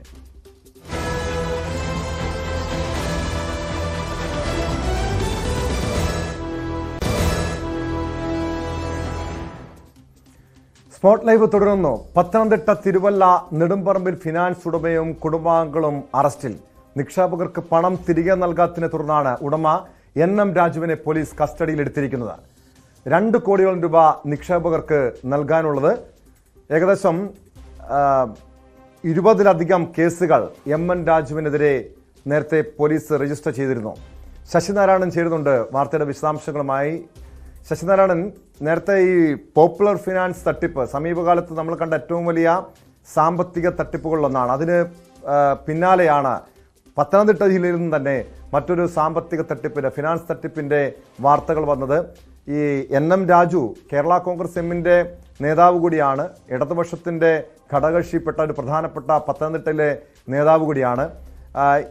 എന്താണ് ഈ കേസിന്റെ അടിസ്ഥാനം? ഈ നിരവധി ശാഖകൾ 150ഓളം ശാഖകളുള്ള ഒരു ഫിനാൻസ് സ്ഥാപനമാണ്. ഈ സ്ഥാപനം പൊളിഞ്ഞു എന്നതിൻ്റെ അടിസ്ഥാനത്തിൽ, സാമ്പത്തികമായി പൊളിഞ്ഞു എന്നതിൻ്റെ അടിസ്ഥാനത്തിൽ നിക്ഷേപകർ പരാതി നൽകുകയായിരുന്നു, അതോ ഇത്തരത്തിൽ 1 കോടികളുടെ തട്ടിപ്പ് നടന്നു എന്ന് വ്യക്തമായതിൻ്റെ അടിസ്ഥാനത്തിലാണോ പോലീസ് NM രാജുവിനെയും കുടുംബത്തെയും അറസ്റ്റ് ചെയ്തിരിക്കുന്നത്? ടോം, തിരുവല്ലയിലാണ് ഈ നെടുമ്പറമ്പിൽ ഫിനാൻസിന്റെ സ്ഥാപനത്തിന്റെ ഹെഡ് ഓഫീസും മറ്റ് സംവിധാനങ്ങളിലോ ഉള്ളത്. തിരുവല്ലയിലാണ് NM രാജു, ഇതിന്റെ സ്ഥാപനത്തിലുടമ NM രാജു താമസിക്കുന്നത്. ഈ രാജുവിന്റെ നേതൃത്വത്തിൽ ഈ കേരളത്തിലെ ആകമാനം ഏകദേശം 150ഓളം ശാഖകള് നെടുമ്പറമ്പിൽ ഫിനാൻസിന്റെ നേതൃത്വത്തിലുണ്ട്. പക്ഷെ ഇത് കഴിഞ്ഞ കുറെ നാളുകളായി ഈ ശാഖകളുടെ പ്രവർത്തനങ്ങളൊക്കെ പണം നിക്ഷേപിച്ചവരുടെ പണത്തിന്റെ പലിശ തിരിച്ചു കിട്ടുകയും നിക്ഷേപ തുക തിരികെ കിട്ടാതിരിക്കുകയും ചെയ്തു. കുറെ മാസങ്ങളായി തുടർന്ന് വന്നിരിക്കുന്ന സാഹചര്യത്തിലാണ് ഇപ്പോൾ ഈ ഫിനാൻസ് സ്ഥാപനം പൊട്ടിയതായുള്ളൊരു വിവരം പുറത്തുവരികയും തുടർന്ന് നിക്ഷേപർ കൂട്ടമായി എത്തി പണം പിൻവലിക്കാൻ എത്തുകയും വലിയ പരാതികൾ ഉയരുകയും വ്യാപകമായ പരാതികൾ ഉയർന്ന സാഹചര്യത്തിലാണ് ഇപ്പം NM രാജുവിനെയും കുടുംബത്തെയും കസ്റ്റഡിയിലെത്തിക്കുന്നത്. NM രാജു, ഭാര്യ ഗ്രേസ്, മക്കളായ അലൻ റോജ്, അൻസ്റ്റൺ ജോർജ് തുടങ്ങിയ അവരെ തിരുവല്ല പോലീസ് കസ്റ്റഡിയെടുത്തുള്ള. നിലവിൽ തിരുവല്ല പോലീസിൽ 16ഓളം പരാതികൾ എൻ രാജുവിന് കിട്ടിയിട്ടുണ്ട്. കാരണം 100 കോടിയിലധികമുള്ള തട്ടിപ്പുകൾ വിവിധ സ്ഥലങ്ങളിൽ നിന്ന് നടത്തി എന്നുള്ളതാണ് പ്രാഥമികമായി നമുക്ക് ലഭിക്കുന്ന വിവരം. പക്ഷെ അങ്ങനെ ഓരോ കേസിന്റെയും വെവ്വേറെയാണ് ഇത് സംബന്ധിച്ച കേസ് രജിസ്റ്റർ ചെയ്തിട്ടുള്ളത്. എന്തായാലും തിരുവല്ലയിൽ ഇപ്പോൾ 16 കേസുകളുണ്ട്. അതിന്റെ അടിസ്ഥാനത്തിൽ ആ കേസ് പ്രകാരമാണ് ഇപ്പോൾ സ്ഥാപന ഉടമ നെടുമ്പറമ്പൽ ഫിനാൻസിന്റെ ഉടമ NM രാജുവിനെയും ഭാര്യയും മക്കളെയും ഇപ്പോൾ കസ്റ്റഡിയിലെടുത്തുള്ള അറസ്റ്റ് അല്പസമയത്തിനകം തന്നെ രേഖപ്പെടുത്തും. എന്തായാലും വലിയൊരു തട്ടിപ്പ് നടന്നിട്ടുണ്ട് എന്ന് തന്നെയാണ് ഇതിൽ നിന്ന് മനസ്സിലാക്കാൻ കഴിയുന്നത്. കാരണം പോപ്പുലർ ഫിനാൻസ് 2000 കോടി രൂപയുടെ തട്ടിപ്പ് നടത്തിയിട്ട് പിന്നാലെ GNC ഫിനാൻസ് കഴിഞ്ഞ മാസം പിന്നെ പ്രൈവറ്റ് സ്ഥാപനം ഇത്തരത്തിൽ സാമ്പത്തിക തട്ടിപ്പ് ഏകദേശം 300 കോടിയോളം രൂപയുടെ തട്ടിപ്പ് നടത്തിയതാണ് അതിന്റെ ഒരു കണക്കാണ്. അതിനുശേഷമാണ് ഇപ്പോൾ വീണ്ടും പത്തനംതിട്ടയിൽ തന്നെ ഈ നെടുമ്പറമ്പിൽ ഫിനാൻസ് ഇപ്പോൾ നിക്ഷേപ തട്ടിപ്പ് നടത്തിയിരിക്കുന്നു. എന്തായാലും ഈ ഓസ്ട്രേലിയയിലും കേരളത്തിന് പുറത്ത് ഓസ്ട്രേലിയ, അതുപോലെ തന്നെ അമേരിക്ക, UK തുടങ്ങിയ സ്ഥലങ്ങളിലെല്ലാം അവിടുത്തെ വിദേശ മലയാളികളും NM രാജുവിന്റെ ഫിനാൻസ് സ്ഥാപനത്തിൽ പണം നിക്ഷേപിച്ചിരുന്നു. ഉയർന്ന പലിശ വാഗ്ദാനം ചെയ്താണ് അദ്ദേഹം നിക്ഷേപം സ്വീകരിച്ചിരുന്നത്. ഇത് കഴിഞ്ഞ കുറെ കാലമായി ഈ നിക്ഷേപങ്ങൾ അദ്ദേഹം ഈ റിയൽ എസ്റ്റേറ്റ് മേഖലയിലും. അങ്ങനെയെങ്കിൽ ശശിനാരായണൻ ഇപ്പോൾ 2 കോടിയോളം രൂപ നിക്ഷേപകർക്ക് നൽകാനുള്ളതായി പറയുന്നു. 20-ലധികം കേസുകൾ പോലീസ് തിരുവല്ലയിലടക്കം രജിസ്റ്റർ ചെയ്തിട്ടുണ്ട്. ഈ സ്ഥാപനത്തിനുടമ നെടുമ്പറമ്പിൽ ഫിനാൻസ് സ്ഥാപനത്തിന്റെ ഉടമ അറസ്റ്റിലായ സാഹചര്യത്തിൽ കൂടുതൽ ആളുകൾ പരാതിയുമായി രംഗത്തെത്താനുള്ള സാധ്യതയുണ്ടോ? ടോം, അത് തന്നെയാണ് ഏറ്റവും കൂടുതൽ പരാതികൾ ഇപ്പോൾ ഇതുമായി ബന്ധപ്പെട്ട് വരാനാണ് സാധ്യത. കേരളത്തിലെ 150ഓളം ശാഖകളുണ്ട്. അവിടെ നിന്നെല്ലാം ഈ സ്ഥാപനത്തിന്റെ പ്രവർത്തനങ്ങളെല്ലാം കഴിഞ്ഞ കുറേ നാളുകളായി, മാസങ്ങളായി അനിശ്ചിതത്തിലായിരുന്നു. ജീവനക്കാർ എത്താത്ത സാഹചര്യമുണ്ട്. സ്ഥല സ്ഥാപനങ്ങൾ അടച്ച സ്ഥിതിയിലാണ്. എന്തായാലും അവിടെ നിന്നെല്ലാം പരാതികൾ അതാ സ്റ്റേഷനിലേക്ക് നൽകുന്ന ഒരു സാഹചര്യം കൂടി ഇപ്പോൾ അടുത്ത സമയത്തുണ്ടാകും. എന്തായാലും ഇപ്പോൾ ഈ പരാതിക്കാരെല്ലാം കഴിഞ്ഞ കുറേ ദിവസങ്ങളായി തിരുവല്ലയിലെ NM രാജുവിന്റെ വീട്ടിലെത്തിയിരുന്നു. അവർക്ക് പണം മടക്കി കൊടുക്കാമെന്ന് പറഞ്ഞ് സമാധാനിപ്പിച്ചു വിടുകയാണ് NM രാജു ചെയ്തുകൊണ്ടിരുന്നത്. എന്തായാലും അവസാന ഘട്ടത്തിലാണ് ഈ പണം തിരികെ ലഭിക്കത്തില്ല എന്ന് ഉറപ്പ് കണ്ടതിനെ തുടർന്നാണ് ആളുകൾ ഇപ്പോൾ ഈ പരാതിയുമായി രംഗത്തെത്തുകയും NM രാജുവിനെ അറസ്റ്റ് ചെയ്തിരിക്കുകയും ചെയ്തത്. എന്തായാലും ഇദ്ദേഹം 500 കോടി രൂപയോളം നിക്ഷേപം സ്വീകരിച്ചിട്ടുണ്ട് എന്നുള്ളതാണ് നമുക്ക് അറിയുന്നത്. എന്തായാലും ഈ പണമെല്ലാം നെടുമ്പറമ്പിൽ ക്രെഡിറ്റ് സിൻഡിക്കേറ്റ്, അതുപോലെ റിയൽ എസ്റ്റേറ്റ്, ടെക്സ്റ്റൈൽസ് തുടങ്ങിയ മേഖലകളിലേക്ക് ഇദ്ദേഹം അവിടെ നിന്നുണ്ടായ നഷ്ടമാണ് ഈ ഫിനാൻസ് സ്ഥാപനം പൊട്ടാനുള്ള കാരണമെന്നാണ് നമുക്ക് അറിയാൻ കഴിയുന്നത്. എന്തായാലും ഈ പണം നഷ്ടപ്പെട്ട ആളുകളുടെ പരാതികളുടെ എണ്ണം വലിയ രീതിയിൽ ഉണ്ടാകുന്നു. കേരളത്തിലെ വിവിധ ശാഖകളിലും അടച്ചിട്ട നിലയിലാണ്. സ്ഥാപനങ്ങളിലെല്ലാം പണം വലിയ ഉയർന്ന പലിശ വാഗ്ദാനം ചെയ്താണ് ഇത്തരത്തിൽ നിക്ഷേപകരെ ഈ സ്ഥാപനത്തിലേക്ക് ആകർഷിച്ചുകൊണ്ട് ഈ പണം സ്വീകരിച്ചത്. എന്തായാലും പണം നഷ്ടപ്പെട്ടവരുടെ അവസ്ഥ വളരെ ദയനീയമാണ്. 2 കോടി രൂപ മുതൽ 1 ലക്ഷം രൂപ വരെ നഷ്ടപ്പെട്ട നിക്ഷേപകരുണ്ട്. എന്തായാലും പരാതികൾ ഓരോ സ്ഥലത്തെയും സ്റ്റേഷനുകളിൽ നൽകുന്ന ഒരു സാഹചര്യമാണ് ഇപ്പോൾ ഉള്ളത്. നിലവിൽ 16 ഒരു 20ഓളം കേസുകൾ പത്തനംതിട്ടയിൽ തന്നെ ഇപ്പോൾ രജിസ്റ്റർ ചെയ്തിട്ടാണ് നമുക്ക് അറിയാൻ കഴിയുന്നത്. എന്തായാലും ഈ RBIയുടെ നിബന്ധനയ്ക്കൊക്കെ വിരുദ്ധമായി നിക്ഷേപം സ്വീകരിക്കുന്നതിനൊക്കെ വിരുദ്ധമായ വ്യക്തമാണ്. പത്തനംതിട്ട തിരുവല്ലയിലാണ് നെടുമ്പറമ്പിൽ ഫിനാൻസ് ഉടമ NM രാജുവും കുടുംബവും അറസ്റ്റിലായിരിക്കുന്നത്. 2 കോടിയോളം രൂപയുടെ തട്ടിപ്പ് നടത്തി എന്ന പരാതിയുടെ അടിസ്ഥാനത്തിലാണ് ഈ ഫിനാൻസ് ഉടമയെയും കുടുംബത്തെയും പോലീസ് അറസ്റ്റ് ചെയ്തത്. സ്പോട്ട് ലൈവിന് പരിശോധിക്കുന്ന ഇടുക്കി കട്ടപ്പനയിൽ ഒരു സിനിമാ സ്റ്റൈൽ മോഷണമാണ്. വഴിവിളക്കുകൾ ഓഫ് ചെയ്ത ശേഷം എത്തിയ മോഷ്ടാവ് 4 വ്യാപാര സ്ഥാപനങ്ങളിൽ നിന്ന് പണം കവർന്നു. മുഖംമൂടി ധരിച്ചെത്തിയാണ് മോഷണം. പുലർച്ചെ 2 മണിയോടുകൂടി വൈദ്യുതി ലൈൻ ഓഫ് ചെയ്ത ശേഷം കവർച്ച നടത്തുകയായിരുന്നു. ട്രാൻസ്ഫോമറിന്റെ ഫ്യൂസ് ഊരി മാറ്റുന്നത് CCTVയിൽ പതിഞ്ഞിട്ടുണ്ട്. കട്ടപ്പന പോലീസ് അന്വേഷണം ആരംഭിച്ചു. പ്രിൻസ് ജെയിംസ് ചേരുന്നു വാർത്തയുടെ വിശദാംശങ്ങളുമായി. പ്രിൻസ്, സാധാരണ ഇത്തരത്തിലുള്ളൊരു മോഷണമൊക്കെ അസാധാരണമാണ്. ചില വീടുകളിൽ വൈദ്യുതി ഓഫ് ചെയ്ത് മോഷണം നടത്തുന്നതൊക്കെ നമ്മൾ കണ്ടിട്ടുണ്ട്. ഇത് ട്രാൻസ്ഫോമറിന്റെ ഫ്യൂസ് ഊരി മോഷണം നടത്താൻ എത്തുക, അതിൻ്റെ CCTV ദൃശ്യങ്ങൾ ഉൾപ്പെടെ പുറത്തു വരുന്നു. പ്രതിയെക്കുറിച്ച് എന്തെങ്കിലും സൂചനയുണ്ടോ പ്രിൻസ്? ടോം, തീർച്ചയായും വളരെ വ്യത്യസ്തമായ രീതിയിലുള്ള ഒരു മോഷണമാണ് കട്ടപ്പനയിൽ കഴിഞ്ഞ ദിവസം പുലർച്ചെ നടന്നത്. എന്തായാലും മോഷണങ്ങളെ കുറിച്ചുള്ള അന്വേഷണം പോലീസ് ആരംഭിച്ചിട്ടുണ്ടെങ്കിലും കൃത്യമായ ഒരു വിവരം ലഭിച്ചിട്ടില്ല. കഴിഞ്ഞ ദിവസം പുലർച്ചെ 1:00 വെള്ളയാംകുടി SML ജംഗ്ഷനിലുള്ള ട്രാൻസ്ഫോമറിന്റെ ഫ്യൂസ് ഉരുമാറ്റുന്നതാണ് ദൃശ്യങ്ങളാണ് CCTVയിൽ പതിഞ്ഞിരിക്കുന്നത്. ഇത് കേന്ദ്രീകരിച്ചിട്ടുള്ള അന്വേഷണമാണ് പോലീസ് ആരംഭിച്ചിരിക്കുന്നത്. എന്തായാലും പുലർച്ചെ 2 മണിയോടെയാണ് കട്ടപ്പനയ്ക്ക് സമീപമുള്ള വെട്ടിക്കുഴിക്കവലയിലെ ഒരു ചിക്കൻ സെന്ററിൽ മോഷണം നടന്നത്. ഈ കടയുടെ പൂട്ട് പൊളിച്ച് മോഷ്ടാവ് അകത്ത് കിടക്കുകയായിരുന്നു. ഈ കടയിൽ സൂക്ഷിച്ചിരുന്ന 3500 രൂപയും ഒപ്പം ഇവിടെ ഉപയോഗിച്ചിരുന്ന കത്തിയും അപഹരിച്ചൊരു സാഹചര്യം ഉണ്ടായി. ഈ കടയ്ക്ക് സമീപമുള്ള വെട്ടിക്കുഴിക്കവലയിലെ വൈദ്യുതി ലൈനിലെ ലിങ്ക് പുലർച്ചെ ഇയാൾ 2 മണിയോട് കൂടി ഓഫ് ചെയ്തിട്ടുണ്ട്. ഇത് അപ്പം ഈ കടയിൽ മോഷണം നടക്കുന്നതിന്റെ ഒക്കെ ദൃശ്യങ്ങളും ലഭിച്ചിട്ടുണ്ട്. ഇതിനുശേഷമാണ് 3 കൂടി നത്തുകല്ല് ഭാഗത്തെ 3 കടകളിലും മോഷണം നടന്നത്. ഇവിടുന്ന് ഒരു കടയിൽ നിന്ന് മാത്രം 5000 രൂപയോളം മോഷണമായിട്ടുണ്ട്. മറ്റു കടകളിലും പൂട്ടുപൊളിച്ച് അകത്ത് കിടന്ന് മോഷണം നടത്തിയിട്ടുണ്ട്. എല്ലാ കടകളിലും സമാനമായ രീതികളിലാണ് മോഷണം നടന്നിരിക്കുന്നത്. ഒപ്പം ഈ മോഷ്ടാവ് മുഖംമൂടി ധരിച്ചിരിക്കുന്നതിനാൽ CCTV ദൃശ്യങ്ങളിലൊക്കെ ഈ സംഗീത ദൃശ്യങ്ങളിൽ ഈ ഫ്യൂസ് വരുന്ന ദൃശ്യങ്ങളിലൊക്കെ ദൃശ്യം പതിഞ്ഞിട്ടുണ്ടെങ്കിൽ പോലും അതൊരു വ്യക്തതയില്ല. കാരണം ഇയാൾ മുഖംമൂടി ധരിച്ചാണ് ഈ കവർച്ചയ്ക്കായിട്ടൊക്കെ എത്തിയിരിക്കുന്നത്. അപ്പം ഈ സ്ഥാപനത്തിലെ സമീപത്തെ CCTVയിലും പതിഞ്ഞതായിട്ടൊക്കെ അറിയുന്നുണ്ട്. എന്തായാലും ഇതിനെക്കുറിച്ചുള്ള അന്വേഷണം പോലീസ് വ്യക്തമായി ആരംഭിച്ചിട്ടുണ്ട്. ഇരട്ടയാറിലടക്കം കൂടുതൽ ക്യാമറകൾ സ്ഥാപിക്കണമെന്നുള്ള ആവശ്യവും നാട്ടുകാർ മുന്നോട്ട് വയ്ക്കുന്നുണ്ട്. ഗ്രാമപഞ്ചായത്തിലൊക്കെ ഇത്തരത്തിലുള്ള ആവശ്യമായി എത്തിയിട്ടുണ്ട്. കാരണം വ്യാപകമായ ഒരു രീതിയിലാണ് വിവിധ വ്യക്തമാണ്. പ്രിൻസ് ജെയിംസ് ആണ് വിവരങ്ങൾ നൽകിയത്. ഇടുക്കി കട്ടപ്പനയിൽ വൈദ്യുതി വിളക്കുകൾ ഓഫ് ചെയ്ത ശേഷം കവർച്ച നടത്തിയ പ്രതിക്ക് വേണ്ടി പോലീസ് അന്വേഷണം ഊർജിതമാക്കിയിട്ടുണ്ട്. മറ്റൊരു പ്രധാനപ്പെട്ട വാർത്ത കൂടി വരുന്നുണ്ട്. കാസർഗോഡ് പ്രായപൂർത്തിയാകാത്ത പെൺകുട്ടിയെ പീഡിപ്പിച്ച കേസിൽ പ്രതിക്ക് 54 വർഷം തടവ് ശിക്ഷ. ആ വാർത്ത പരിശോധിക്കാം ഇടവേള കഴിഞ്ഞ്.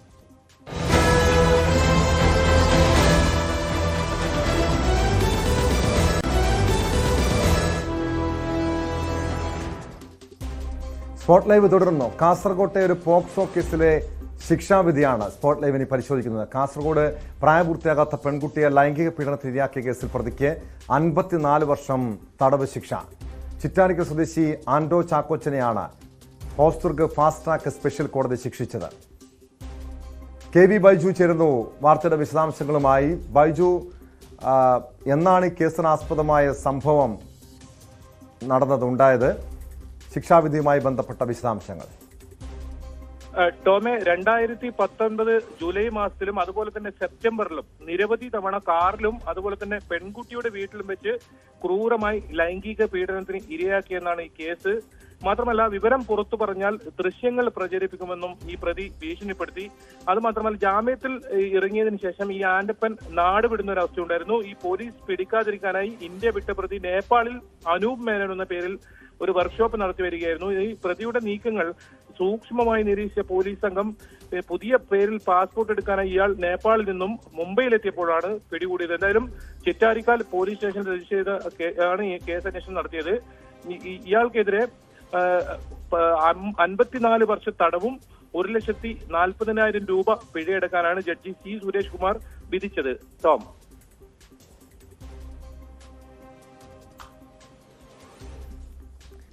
വ്യക്തമാണ്. കാസർഗോഡ് നിന്ന് KV ബൈജു ആണ് വിവരങ്ങൾ നൽകിയത്. കാസർഗോഡ് പ്രായപൂർത്തിയാകാത്ത പെൺകുട്ടിയെ പീഡിപ്പിച്ച കേസിലാണ് പ്രതിക്ക് 54 വർഷം തടവ് ശിക്ഷ കോടതി വിധിച്ചത്. സ്പോട്ട് ലൈവ് പൂർണ്ണമാകുന്നു. നമസ്കാരം.